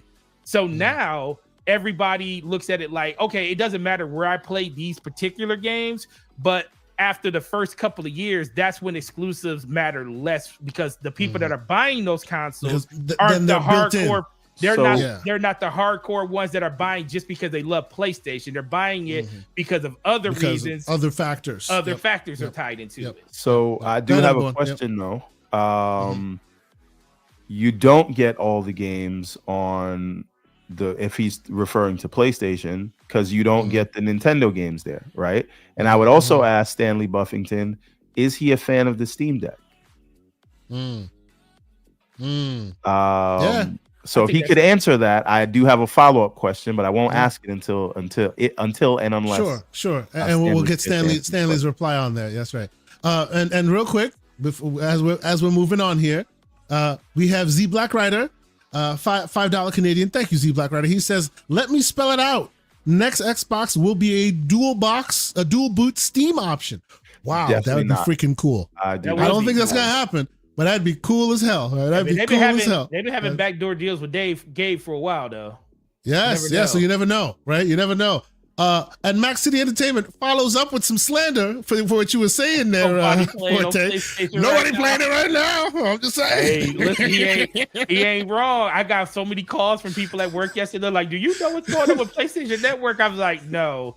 The box that matters is the one you can play. Follow up, that's right. And to follow up on that slander, you got Lucius saying with a $5 super chat, PlayStation Network is still down 13 hours later. People can't register their hardware disk drives to their PlayStation, to PS5s, and can't get authorization for some games. That's true. With that, hey, let's just talk about it, man. PSN is down. What's going on? What happened? I need to know. See, if I was Phil right now, I would do a video and say, "This is how you game with your friends." And I would just log in to Xbox Live and go and send somebody a friend request. But Phil don't got that dog in him like that. So he's gonna be a nice guy. They're trying to turn enemies. They're trying to turn competitors into partners. You know what I'm saying? Right? I hear you. It would have been a good W though, real quick, had they done that. The internet would have flipped over and died real quick. It would have died. They'd have been like, I respect the slander. Right? People would have been like, even PlayStation dudes would have been like, "Slow clap, sir. Slow clap." All right. But okay. And admittedly, I don't spend as much time in the PlayStation waters as I do elsewhere, right? So this morning, I'm inundated with messages about PlayStation being down, right? If you actually go even into the down detector, it's still down to this very moment. The question is, what is going on? Like, is it like have they come up and said anything about it? Like to the people in the chat, if you are on PlayStation right now, are you able to log in and play your games?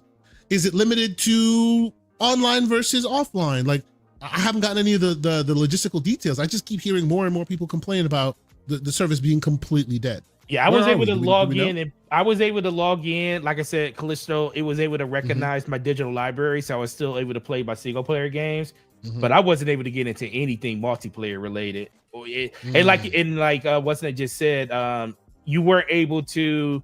It does give you messages because I was loading my daughter's PSN on there, and it kept giving me errors about it won't be able to do this, and you can't unregister your drive if you have the drive. Wow. You can't even register it. So if you buy the disk drive and you register to your system, it won't even let you do that. So okay. Just really quickly, just to follow up. So Stanley Buffington said, and I want to quote him properly, so I will highlight this first. Games matter most. I don't care what anyone says, not hardware. If I can get the most games on one platform, how can you recommend the platform that has less games? It makes no sense. Now, Stanley Buffington follows up with the question that I asked about, does he have a Steam Deck? And his answer was where's Stanley Buffington? Is somewhere. He said he had a Steam Deck and he has a 4080. He has a Steam Deck and a 4080. Why did you get the Steam Deck and not one of the Windows handhelds? Because Steam Deck literally has access to less games because it is running on Linux and not every game runs there, like Call of Duty or maybe the games that he doesn't play, he doesn't play. But it's still less games. True. Isn't it? Yeah. It is. So one would have to say that it is about the games that you play and what is best for you from a hardware standpoint. Oh my God, greatness awaits. Literally. Wow. It's so good. Oh, that is very slanderous. I am sorry I had to highlight it. This is the comment of the day. I'm sorry. Yeah. PlayStation is being down because greatness awaits. Oh man, that's so good. Well done, MJ Dark. Well done. Anyway, It's down, but man. yes, It's crazy. yes. I'm sorry for all those on the PSN side of the house who are not able to play right now. It is very weird. It is very weird. We haven't had any extended downtimes from any of them for some time now. I would love to know exactly what the extended issue is, but okay. Quick, Stanley Buffington says he got the Steam Deck before all the others. Steam Deck was not the first gaming handheld. Oh, stop GCP it! was out there. Man, listen. Stop slandering the chat, bro. Stop it. Listen, the Steam Deck is a complimentary part of your Steam library. If you That's right. like the only reason I haven't bought one yet is because I'm praying for a part 2 to come out. I which is sooner rather than later at this point. Exactly. I'm only saying there's reasons to have things that don't revolve around sheer number of games. Is all I'm saying. Oh, that's true. Okay. That's very true.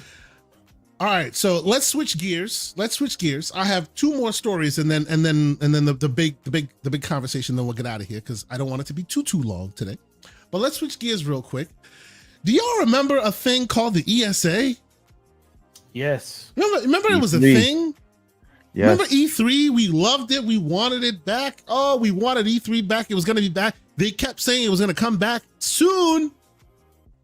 Well, it seems like E3 is gone forever. But the ESA ain't gone. They seem to be back, and they're here with Icon. Have you guys heard about this? They're starting a new event for quote unquote change makers in gaming. It's a conference. And oh, by the way, you got Amazon Gaming, Disney, EA, Epic Games, Microsoft, Nintendo, SIE, Square Enix, Take-Two, Ubisoft, Warner Brothers, all taking part. So what are we saying, real quick? I would wait and see to what taking part means and what they're actually going to show. Because what I think has benefited a lot of these companies is to, yes, the trade show aspect of it and the backdoor deals is great, but I think they still get that. Floodzilla says the ESA is the email security appliance. Might as well be at this point. But my point is, in terms of getting attention on their products, I think that they've done better for themselves by doing their own showcases in their own timings, and also not having the whole ESA like dictate these kind of pricing. And I know they've leaned towards Jeff Keighley for that. But I'm going to assume they have a better relationship with him in terms of showcasing their big stuff than they did with how onerous sort of E3 was with the booths and things like that. So we'll see what this means and what if it's a showcase, if it's something else. So And not only to say that they are back, they got Xbox pledging to support whatever new initiatives they do, whatever any great new things that they come out with, or any backroom like event situation, Xbox is there day one. Yeah, they need a showcase to show all the PlayStation ports, so it works out for everybody. Forte, what do you think? I mean, you're part of the gaming industry. I'm sure when E3 was hot and heavy, GameStop was there year after year. I'm sure you probably got a chance to head out there. What do you think of the Icon initiative by the ESA? I think it's weird because I feel like we're in this direct to consumer phase where these corporations don't need anybody to get their message out, and they can do it on their own timeline.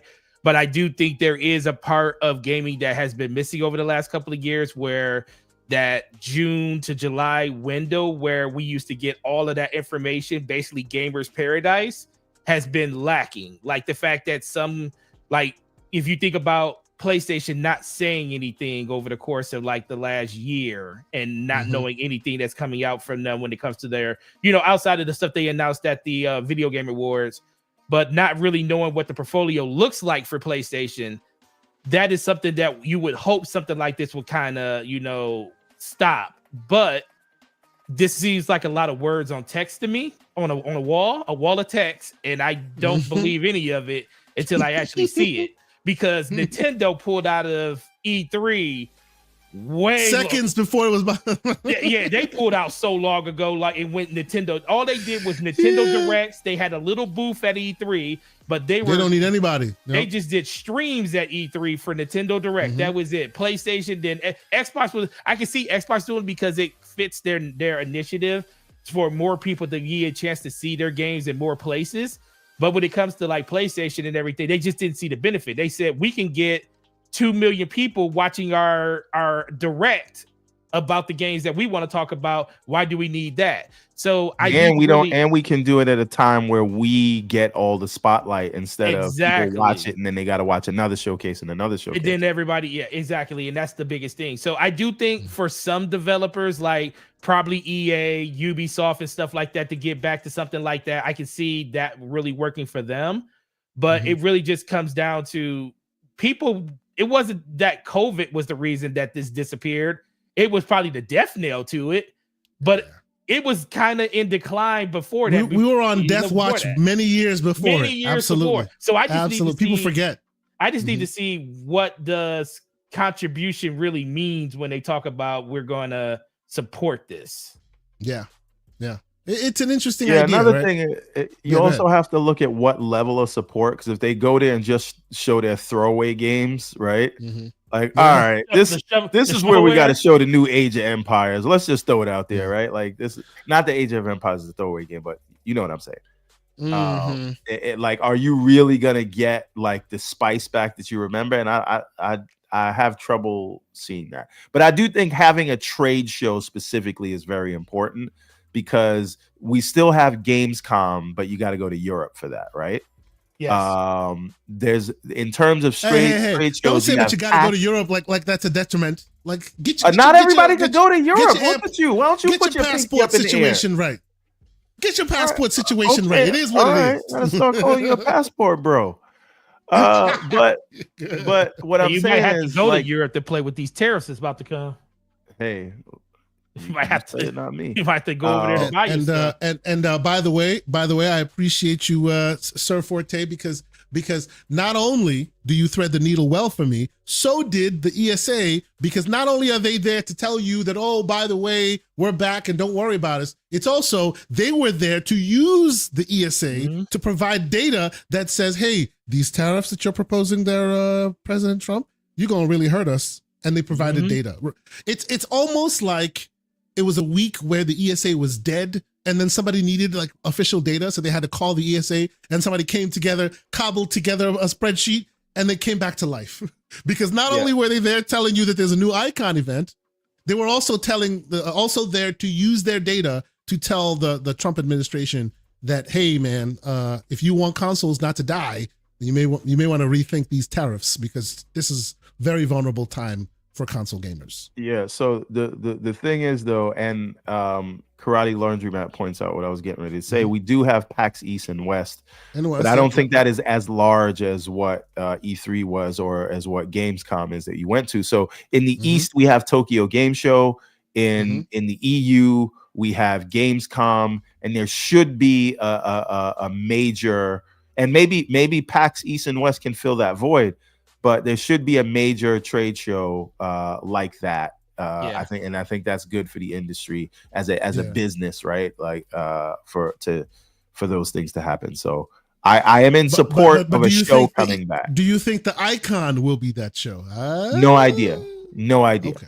I have no idea whether it'll be that show, and I am at the believe it when I see it phase. Same as well.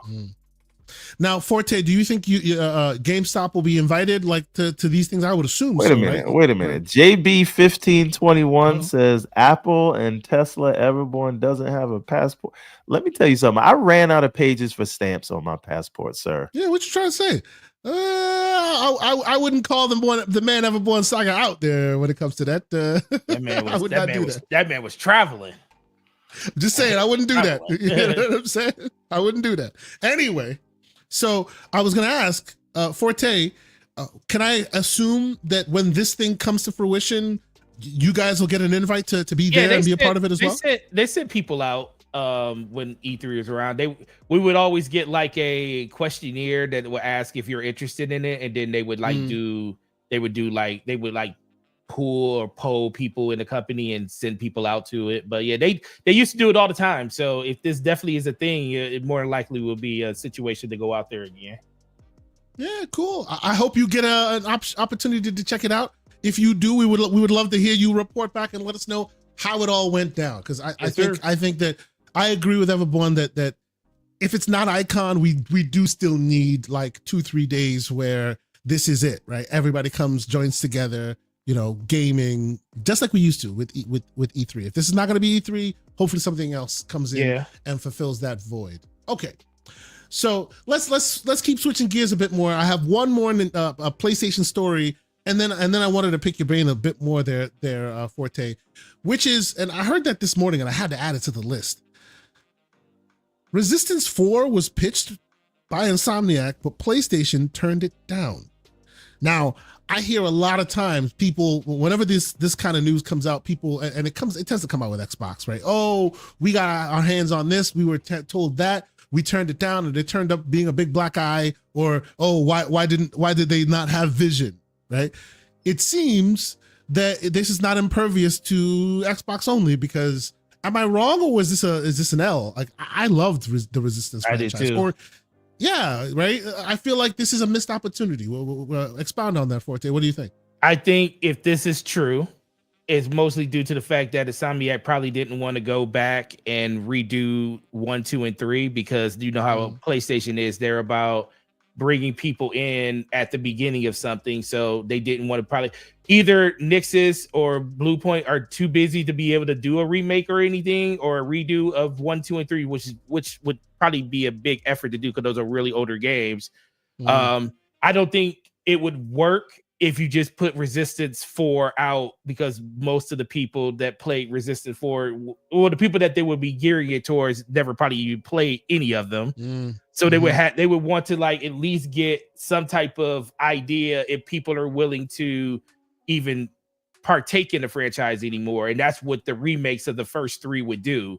It would kind of give them some type of data on, okay, like how did these do? Did people like really engage with them? Like what does completion numbers look like and everything like that? So I wouldn't say that it was turned down. It probably was just put on the back burner to the point where if they did do something like that, they would actually do some type of remake or high definition versions of the original ones to kind of bring them up to code for people to try them that way, because it's not but we also see this with a lot of other franchises. There's a lot of franchises that Xbox has, PlayStation still has some. We still don't see SOCOM. Everybody asks for that every day. The fact that listen, they can pitch Bloodborne 2 and decline it due to the fact that they first of all, they haven't even done the first one yet. So why haven't they done that? And we think because Miyamoto just doesn't want anybody else to touch that game. It's only him that's going to touch it. Yeah. So I think that's mostly what it is, but I would love to see this because Resistance 3 was awesome. It was awesome. Agree. So, and I remember it, but that's the problem. How many people remember it? Not too many people remember it. Yeah. That may be the issue. Yeah, that like you're onto something with that, right? Just like the Xbox IPs that we see are going left and right.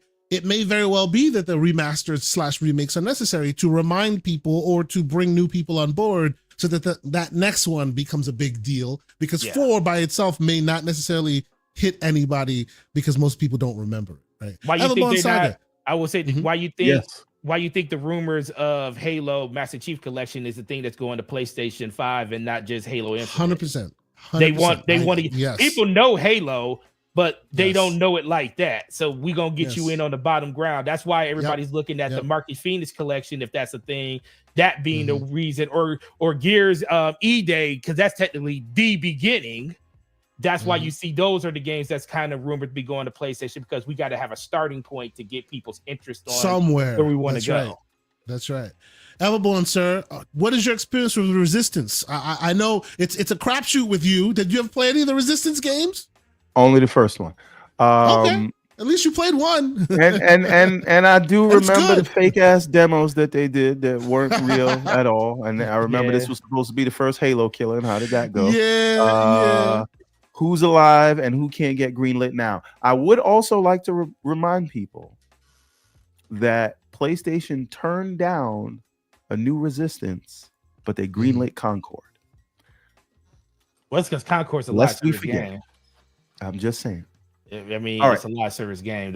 I hear you. why. This Resistance could have been a live service game. Now it's a live service game that didn't survive longer than 3 weeks. And the Black Viking is reminding everybody, nothing is rumored anymore, Forte. It's all going. Oh, I think everything. Well, listen. Get it in your system. It's all Yeah, going.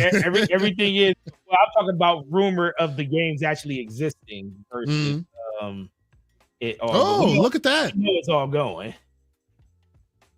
Face BKNY $2 super chat with a great update. Salute to you for keeping us up to date here.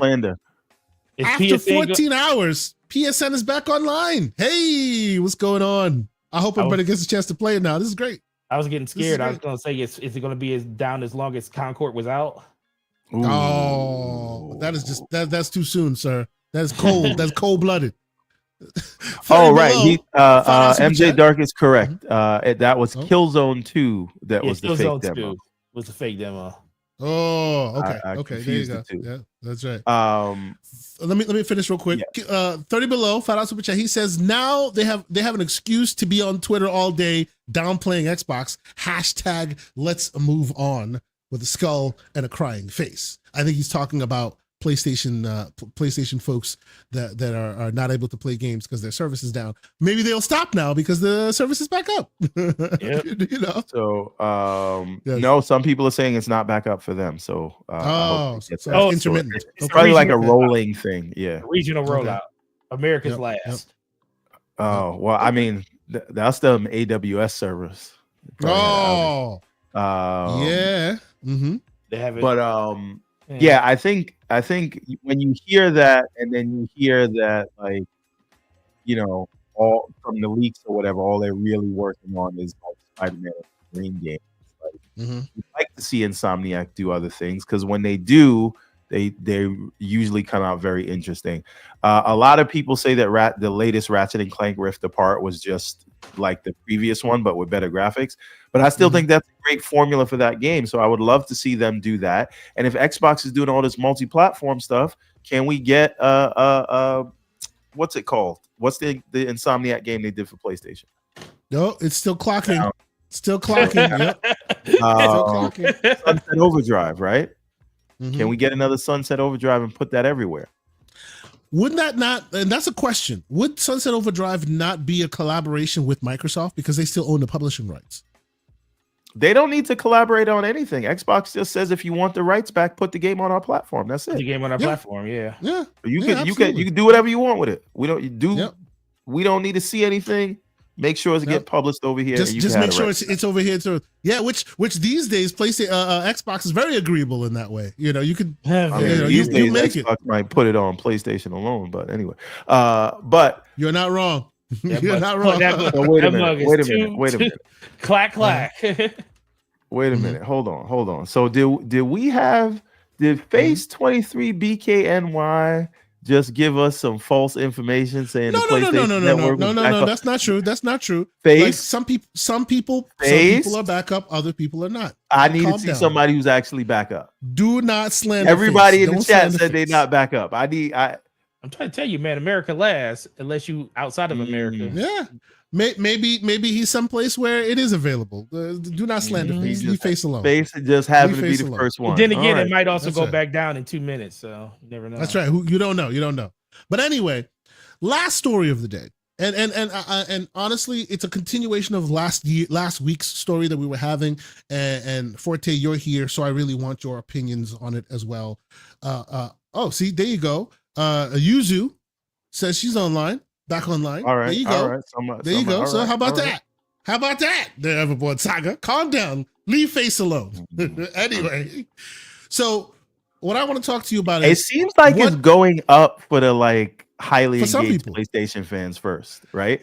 No, think about it. Think about the chat history of the people who say that it's working. Stop it, Everboard. Stop it. That is not nice. So it feels like they're being vindictive with who they're letting back in. So the loyal fans, you gotta have a trophy score higher than 3 to get in. Exactly. Oh my god. Z Black Rider says Like, faces you wanted to living in talk about Sony's PlayStation? bathroom. Now you can't play. Y'all are terrible. Anyway, my question is, because again, I keep saying we're keeping it to retail. What does gaming next gen look like for you? There's a lot of changes happening, right? You are on the pulse of this stuff. You get to talk to the movers and shakers. We're the hardcore and we're the casuals. You get to meet both sides of the house. Come and talk to you. Mhm. What does 2027 look like in your estimation, sir? Man, I think it's like for me, what I really think it's gonna look like, I think it's gonna kind of look like more of the same of what we see right now. It's not gonna be Okay. It's not gonna be drastically different because I think the implementation that well, first of all, where Xbox is where Xbox is going. No one else has to go in that direction. I still see a future where Xbox is still going to be prominent, maybe not as a console, but as an ecosystem. Shout out to my my co-host Slow Mo Backslap, who did a video on how Xbox is the Game Pass is the platform and the console isn't. He made that video 3 years ago, and it still stands on its own today. So shout out to him. But I don't think it's gonna be woefully. Hidden Rogue. I'm sorry. No, go ahead. Hidden Rogue. Why do you think I believe anything Phil Spencer says? And for the audio listeners, it's Hidden Rogue posts a chat. I don't believe anything unless Phil Spencer says it, Saga. So here's the thing. It's quite the opposite. I don't believe anything unless I see it at this point, sir. I don't believe anything. You never heard me say "cause Phil said it." But anyway, I don't believe you guys need to calm down. Like they done said so many different things over the course of 5 years. Who knows what's real and what's not at the. I do think this is the realest we're getting from Xbox at this point because I feel like they got their real marching orders now. You know, the fact that Phil Spencer can come out and categorically deny that why would something like Starfield not go to PlayStation? He's avidly said no. Why would I say that? Because everything, if it makes sense, has a chance of going. You see now while I like people know how I feel about this whole games going everywhere thing, so I'm not going to rehash that. But my question is, why did not, after that statement was made, why wasn't the next question, yeah, but last time we asked you that question, you were completely different. You're now completely different on the opposite side, and you're saying it in a way that seems like logical. What changed it to make it logical? Because when we asked you before, it wasn't logical. It was the complete opposite. I think what you're speaking to, Kay, is the frustration that some people have because it's fine. This is what I'm talking about. Business, they're going to go in whatever direction they go. But they're talking to people and responding to people, and people in the community are doing it as well. Like you're stupid for thinking that 40 years of tradition is just how things should work, right? Like they are. It is almost like duh. Like we said this already, and it's like, no, you didn't, right? So it is that kind of thing. Like if you're gonna change directions, that's fine, but don't pretend like this is. So this people talk to about it. So the real question is: did Phil Spencer, Sarah Bond, or Matt Booty change, or did Microsoft change? That doesn't matter. Well, but you know what? There are changes afoot. Is the question? I guess I would have liked to have him kind of really pick it apart. See what got us to where we are now. Because before he was saying something and he really spoke logically about it. He wouldn't unless you get somebody to poke at him a little bit, right? Yeah, like, but is he gonna? But this is the thing though. Would we all say that this was more of a Microsoft-driven initiative or an Xbox one? See, and I think that's why that follow-up question might have been useful because then he would have had no choice but to give us a bit more meat on the bone there. Whether it be an Xbox decision or a Microsoft one, he would have had to give us the only thing I can hear him saying without throwing people on the bus is says, "Hey, there's parts of my pay grade that doesn't go as high as some people think it does." Hey, honestly, and again, for those who are not aware, like me, I've always lived beyond exclusivity. I always have. Like I play my games wherever I play my games. I thought exclusivity was a temporary and unrealistic benefit to keep over people's heads because eventually technology will make that null and void, and that's where we are today, right? So your differentiating factor needs to be real and tangible, otherwise eventually it's gone, right? So for me, exclusive has never been a thing. So I'm okay with this. I am more than okay with this. This is letting me live in the world that I've already lived easier rather than me having to tweak and twerk to get it there, right? My only thing that I push back on, the only thing where I feel I'm a bit more of a console advocate or a consumer advocate in that way is exactly to what Everborn is saying. I wouldn't say it quite that starkly or quite that aggressively, but I would say the way they're speaking now is not a journey to a new destination. It's we've always been here. Why have you not noticed? Right? And I'm like, no, you haven't. You have not always been here. Right? So we need to actually have a conversation of what got you here, and someone needs to ask the pertinent questions to get you to talk about what got you here, because you weren't always here. But I think go ahead. No, I was just saying my biggest issue is the way they're talking now is how they should have been talking a year ago. In the first place. Yes, and I think the community would have had, because here's the problem. The way they did it was like a lot of fear, uncertainty, and doubt that spread in, and a lot of the worst narratives came out of it. And I think if you would have just said whole slate from the beginning, again, the beginning is last year, December, January, people would have gone through their 5 stages of grief or whatever, and people would have had more trust in what you say. Because now, even if it is a Microsoft thing, which I don't 100% believe, people would say, listen, there's a change, but I heard it from the horse's mouth, and when the change happened, he said what it was. So when he says something else, I can listen to him. At this point, whatever he says, I'm like, yeah, that's the case today. So right. I can't really listen to anything any of the suits say, because whether they're lying or changing their minds every 5 minutes, or there's a different directive coming down from on high, it doesn't matter. You say one thing and the opposite may be true. And so I don't really want to hear anybody talk anymore, if that makes any sense. I think put the stuff out and I will evaluate it at the time when it's in front of me. But other than that, your words mean nothing. I think it was just the fact that no one really knew what was going on. And I think we think of that. You got to think what happened when you just talked about when this all started happening in January last year. They had just announced the biggest uptip in Xbox pretty much almost ever, mostly due to the fact that Call of Duty was finally, the acquisition finally went through. And this is the one thing I told people to kind of be worried about. I mean, not say worried about, but how it would like kind of shape the perception of Xbox and like their financials. The fact that they all the way up until last year, everything was like combined to something else. Like it was under Azure, it was under this, it was under, different parts of Xbox. This last year was the first year they actually separated and gave it its own identity. It had a seat first at the time table. It ever got a seat at the table. Yeah, it got a first time. Real seat at the table, 60% up in revenue. And we know why that happened, because Call of Duty was in the coffers last year.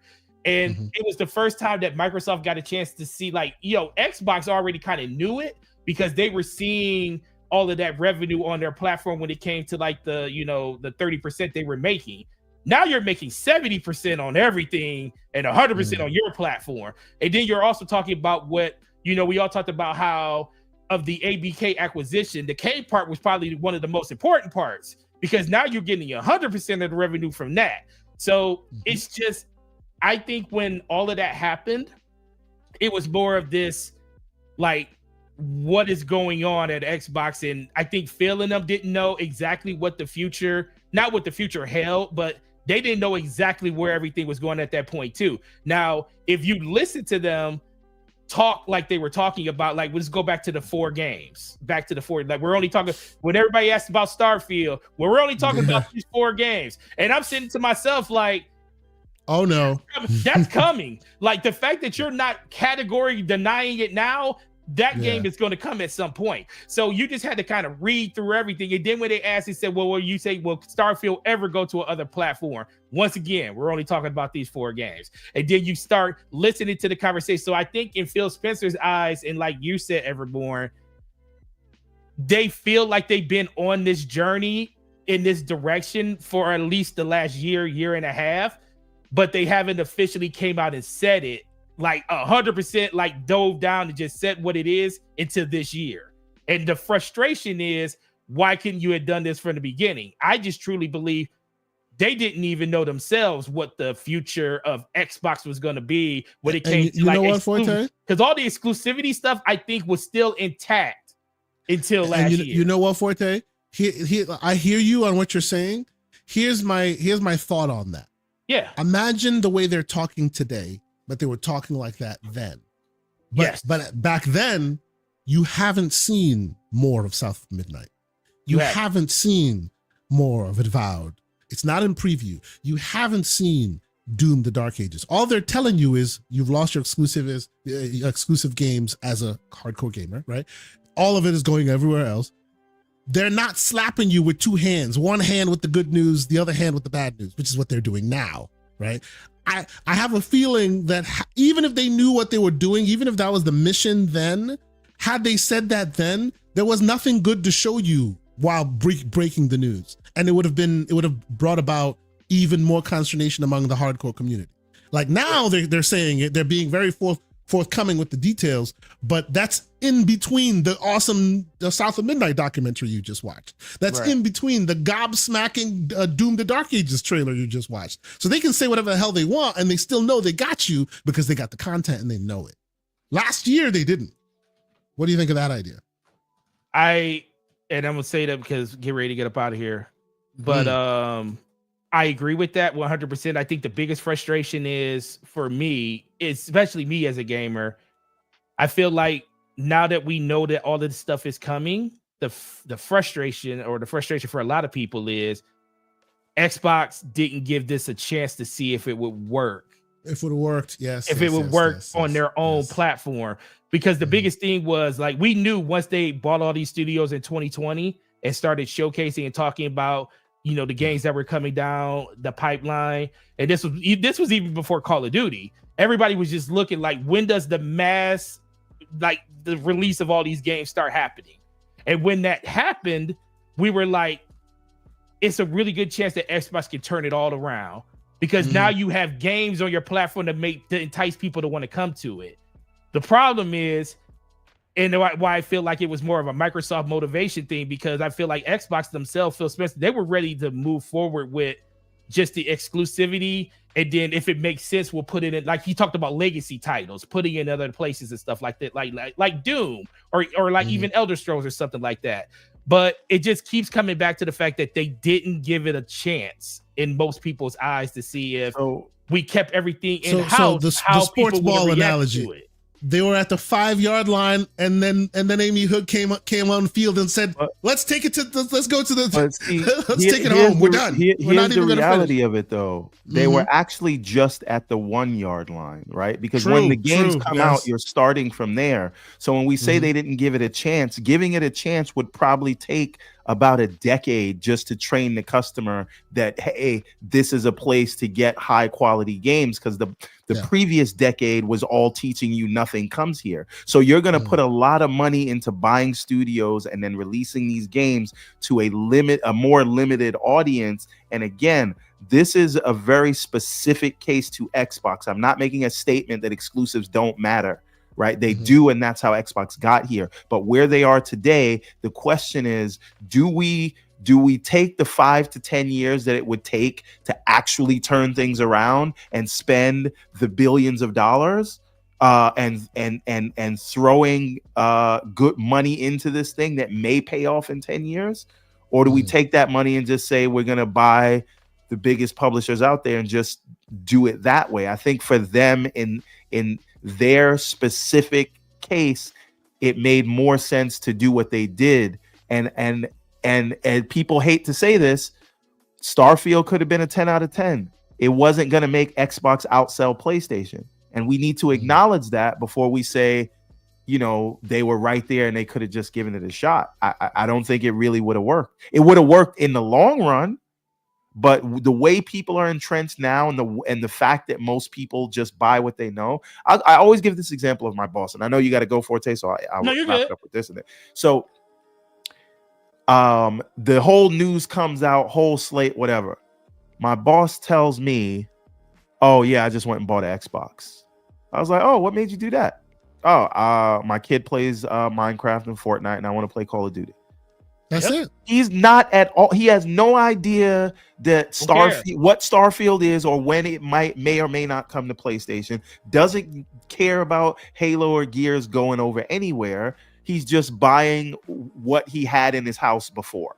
Yep. Right. And that's a large portion of the market that I think a lot of people kind of forget about. So while the decisions we think are going to affect like, oh, you could actually win, not in the way that you think, not in this market, right? But again, exclusives do work, and it is how we know. It is just that those exclusives worked 10 years ago when the market was being decided, and now all that sort of goes forward. So I still think it still works, though. Because no. Again, that's not what I mean, and I apologize for that. What I'm saying is, exclusives do work and they are a deciding factor, but how many exclusives do you have to release before someone says, I'm going to choose this box over the box that has God of War and Horizon and Spider-Man and all the other exclusives that they have?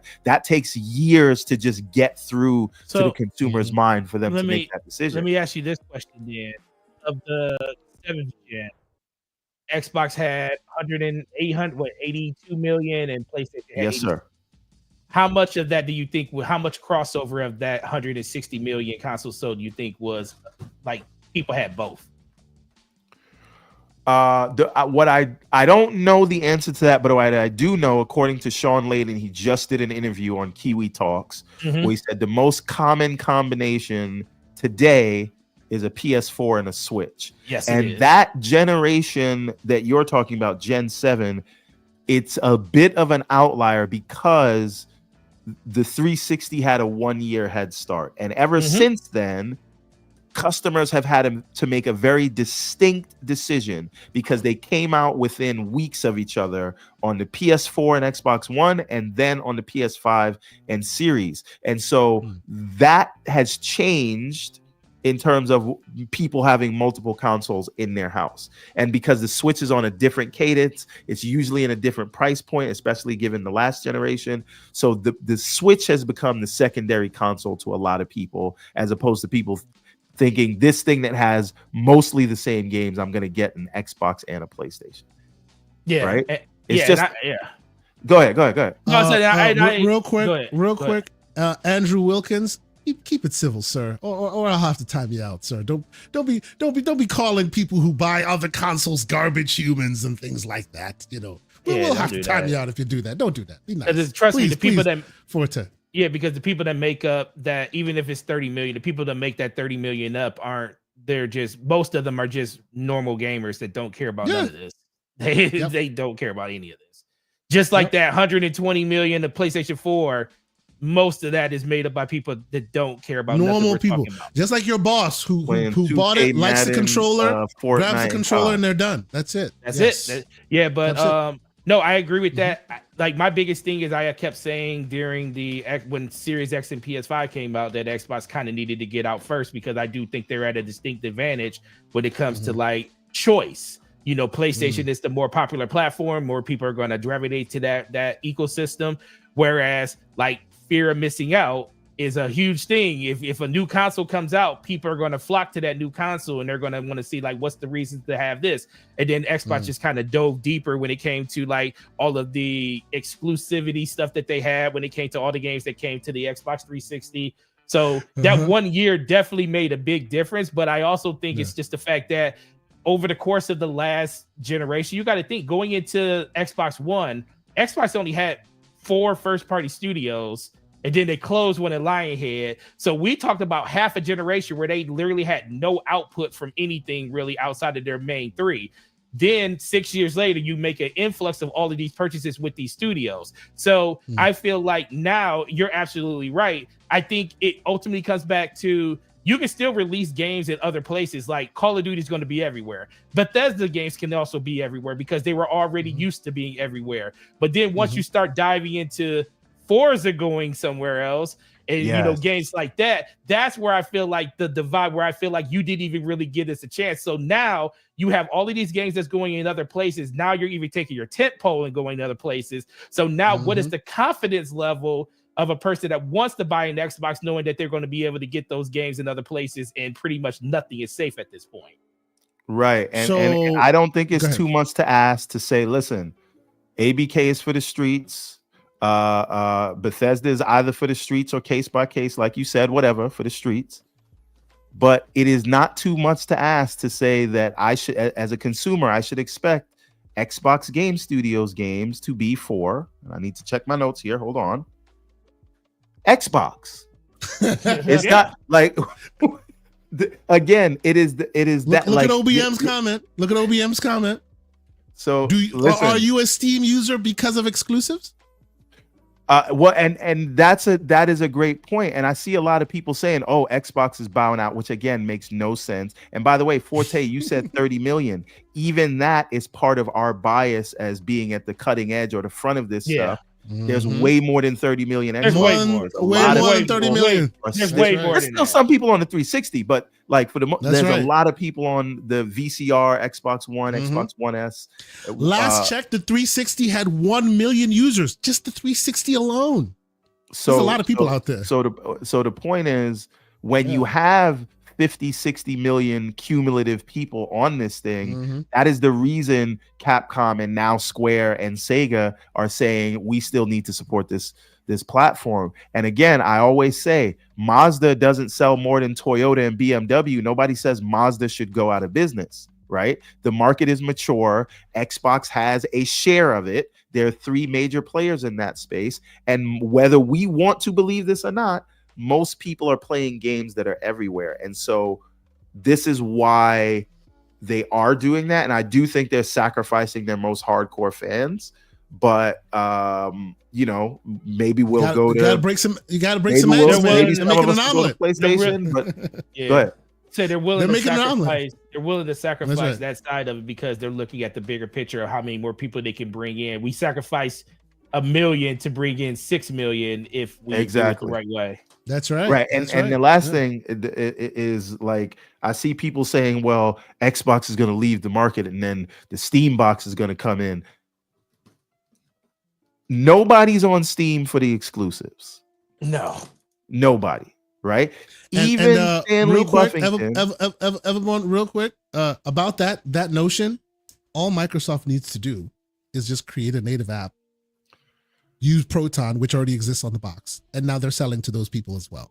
This is a nothing burger of a competitor. It's not. If they care, they can easily. They don't even have to talk to Steam about it because that store is an open source store. Yeah, they can literally put their wares there without even talking to Valve once, and then overnight, that new Surface, that new Steam box that's under your TV. Yeah, that's now an Xbox because they just put the store there. They don't need to talk to nobody.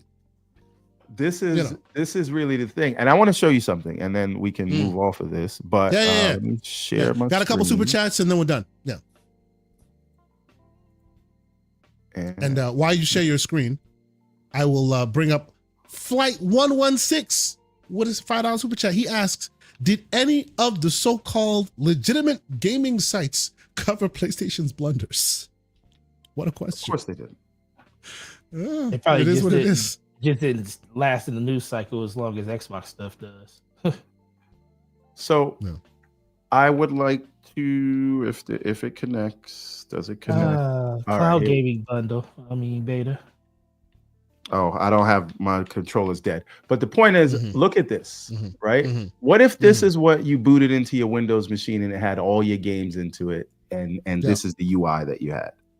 Yep. Right? Absolutely. Like, is this not like a worthwhile thing, right? And it could be on any box. You know what I mean? Yeah. This is what we've been advocating for, right? This is what we wanted them to do. Doesn't matter what box it is, just put it on there. Like, let this be the front end. Anytime you boot it up, boom, it's right there. Right? Full controller support. You don't have windows and stuff in the way, right? You get access to your friends list, right? You get access to your achievements and all this. You got your options and all of that. What if this is what they do to Windows and this is the shell? Is that not compelling if it also gives you access to Steam and so you don't miss any games? Yeah, I think so. I think that's a worthwhile future. And the future of Xbox is not hardware. It should be an OS that looks like this. Right? So that's where I could see it. The legendary Obi asks a very interesting question. He says he needs a tip. He needs tips. He's got a 1 terabyte OLED coming, 1 TB OLED coming tomorrow. Does for the Steam Deck? Does Steam have customization options, etc.? Absolutely, it does, sir. It does. Absolutely. Yeah. We can, if you want, we can talk about it. You can come on if you want. You know what? Because great member of the channel, always on our channels, always paying attention and showing support. Yobi, holla at me. This Monday, we will do a show where we'll talk about all the customization options on the Steam Deck if you so choose. Right? I'll whip out the old Steam Deck, connect it to Becky Loader is your friend, sir. Yeah. We can show you all the ins and outs, all the cool, interesting details of how to get the best from that ecosystem. But yeah, shout out to you. Thank you for your support. All right, I got the. We're gonna get out of here. Okay. I think I'll let Soil Tech's 8-month membership chat do all the heavy lifting for us. Please remember to hit the like button on your way out. Yes, sir. With that, Sir Gaming Forte, it has been a wonderful time having you here, sir. It is awesome to have you here. Slow-mo is usually in our chat being slanderous. Appreciate you lending your voice. What's going on with Slow-mo? I haven't heard from Slow-mo in a few days. He's been under the weather. Yeah. That's why no DPS this week. Okay. He said he was literally on his deathbed. Oh man. All right. Well, that's why our chat hasn't been so slanderous. He'll be playing Call of Duty tonight, though. He'll probably be feeling much better today. I need Slow-mo to get better so we can get back to slandering him. That's right. Indeed. How's that? But you know what? He's good because they have universal health care in Canada, right? Whatever. So that is an inside. That's a deep cut for the Discord. If you are not a part of our Discord, I say please join us on the Discord when this show is live. You check down there beneath that like button that you should have already hit. There is a link to the Discord. Join us on the Discord so you too can slander the Slow-mo backslap and call him Canadian. But Forte, sir, where can we find out more of your stuff? Where can we keep up with your ongoings this week, sir? Yeah, well, tomorrow, IOP, 1 p.m. with the homies over there. So joining the Horsemen, that's going to be a great one. Myself, Gaming Forte, the YouTube channel, got a couple of videos I posted over the last couple of weeks. So that's definitely been fun getting back into the saddle. So if you like just gaming news and announcements, just talking about games, check me out there. And then DPS podcast with the homie Slow-mo backslap. That's every Thursday at 9 p.m. We missed this Thursday because the homie was out with ailments, but we will be back next weekend. Once again, I definitely appreciate you bringing me on to here, and can't wait to do this again with you guys. I always, we all look up to each other. You guys do an amazing job with your commentary on all the things that's going on in gaming. And even when I'm at work on Saturdays, I'm always listening to you guys and just seeing how Slow-mo is giving you the fits inside the chat. Every once in a while, he'll say something crazy, and that's when you'll see me say something to him or I'll super chat and be like, what is Slow-mo talking about? But you guys have a great community over here and really, really appreciate everything you guys bring to it. Thank you. And honestly, sir, I have said it many a times. I'll say it again. You guys were reference design for the show we started here. What DPS has been doing for a long time now has been really, really like inspiring. So thank you guys for doing what you guys continue to do. We walk on the shoulders of giants, DPS, ILP, many others. It's amazing that you keep it up, and we are inspired by what you guys do. So I always considered you guys the Felix Unger and Oscar, what's his name? You're the odd couple of gaming. If you're old enough to remember that reference. You know what it is. That's right. Okay. That's right. By the way, so I figured out my controller situation, and I don't know how to add it back to the screen. Okay. Well, before we get to that, then all right, let's add it back to the screen. There you go. You're back on the screen. Yes. All right. So I'm using. Look how well this interacts with the controller. Press the plus button. You get all this stuff. This is what I think the future is gonna be like, right? Jump back into the game you were playing, surfacing other things, right? Playing games you own from other launchers or whatever. If you could build a 4090 or 5090 with this, right? See, but honestly, Everborn, I hear you, but I wouldn't want this to be my only interface all day. No, of course not. Of course not. You should absolutely, just like the Steam Deck, be able to jump out to a desktop and do whatever you want because it's Windows. No. My point is, for those people that are coming over from the console space that need an easing in, right? Mm-hmm. This is a good easing in for that purpose. So what I'm saying is, if you're concerned with the Xbox as bespoke hardware going away, to me, this is what you get for it. Because a lot of what we hear with this, last thing I'll say, a lot of what we hear with this multi-platform approach is this is what Microsoft needs to do. This is what they need to do. But a lot of the gamers are saying, well, what's in it for me? Like, what am I getting when you start to now put the games everywhere? And don't say games, because I was already paying for those and you promised me these games before you were doing this multi-platform strategy. So what is the added benefit? Roshan says it just needs quick resume, which I agree with. It needs quick resume. Absolutely. I agree with that. That's the last piece of the puzzle to make that thing perfect. It needs quick resume. But let me get to the super chat by the legendary Yobi, $10 super chat. He says, peace, love, life. Thank you, gents. Keep paving the way forward and showing a positive difference in this community. Hope to meet you gents at a future event. On that note, sir, shout out to you. Thank you so much. I've already booked my hotel room for June. I've done that. Haven't done the airfare yet, but the hotel is done. I will be in June. You know what I'm talking about. The Keeley event, possibly IGN Live if they do it again, and hopefully Microsoft, if and when they put together some potential showcase. PlayStation showcase. Who knows? We'll be in the spot in LA in June. Maybe you'll be in the spot. I would love to meet you, good sir, Mr. Everborn Saga. I'm still trying to talk that man into coming with me in June. There's still a lot of foot on that note. Also, I'm still thinking of Gamescom. I might do Germany again this year. Who knows? There's a lot of moving and shaking there. Hollywood Rules, $5 super chat. He says, good afternoon, fellow graybeards. Keep up the great work. Finally entered the PC Steam realm with the ROG Ally to complement my Series X. See, PS4 and Switch aren't the only companions, man. You got your Series X and your ROG Ally X. It is what it is. Salute to you, good sir. Thank you. If you need any help, any tips, any pointers, you know where to reach out. We're always in the DMs. Mr. Everborn Saga, sir, where can people keep up with your ongoings? I know you are not in the normal DMs that you used to be. Where can we keep up with you, sir? Oh yeah, I did. We're not going to do a whole thing, but I deleted the Twitter app from my phone. This is not me walking away from Twitter. I still have access on the PC. I didn't delete my account. It was just taking up too much of my time, and I found myself, while I was playing those boring, long, drawn-out scenes with Aerith, picking up the phone, I'm leaving, and doom scrolling on Elon's internet. And so I said, let me delete this app because I would rather spend the time that I'm either gaming or watching movies or spending it with family. There's no need for the endless doom scroll. But I'm still available in the Discord, and we do a show like this in the Discord every day. If you're not a member of the Discord, we literally... There's like 8, 9, 10 of us that are in there every day talking for hours. Audio, chatting. It's always fun.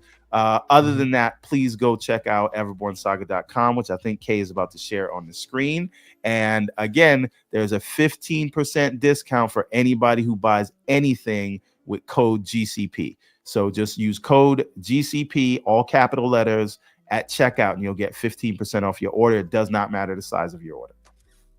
Nice. And you can also own this wonderful shirt that I'm wearing. Go to everbornsaga.com. GCP at checkout saves you 15%. And on that note, you can also catch thegamingcircle.com. We have a blog, ladies and gentlemen, where we talk about different things, where we like to let the community speak on different topics that maybe does not end up on this podcast, right? Just like I was saying, the great Neo Mental, his recent article, Destiny, a love affair. Also, the great MJ Dark also finally did a review of Caravan Sandwich. He wanted this interesting cozy game he wanted to play. He wanted to put a review out. We let him do that.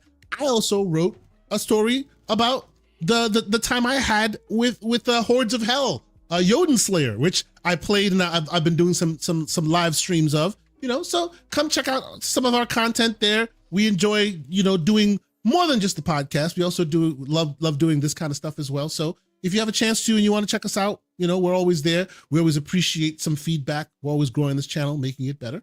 But I think that's it. After that, yeah, thank you guys so much for all your support. Thank you for the super chats and the great conversation. I'm sure there's still a lot of conversations to be had on the YouTubes. Go check out all the community members and all their great stuff. But for myself, Mr. Everborn Saga, and the Great Gaming Forte, we say have a good rest of your week. And we'll see you next week. Peace. Thanks for being on it.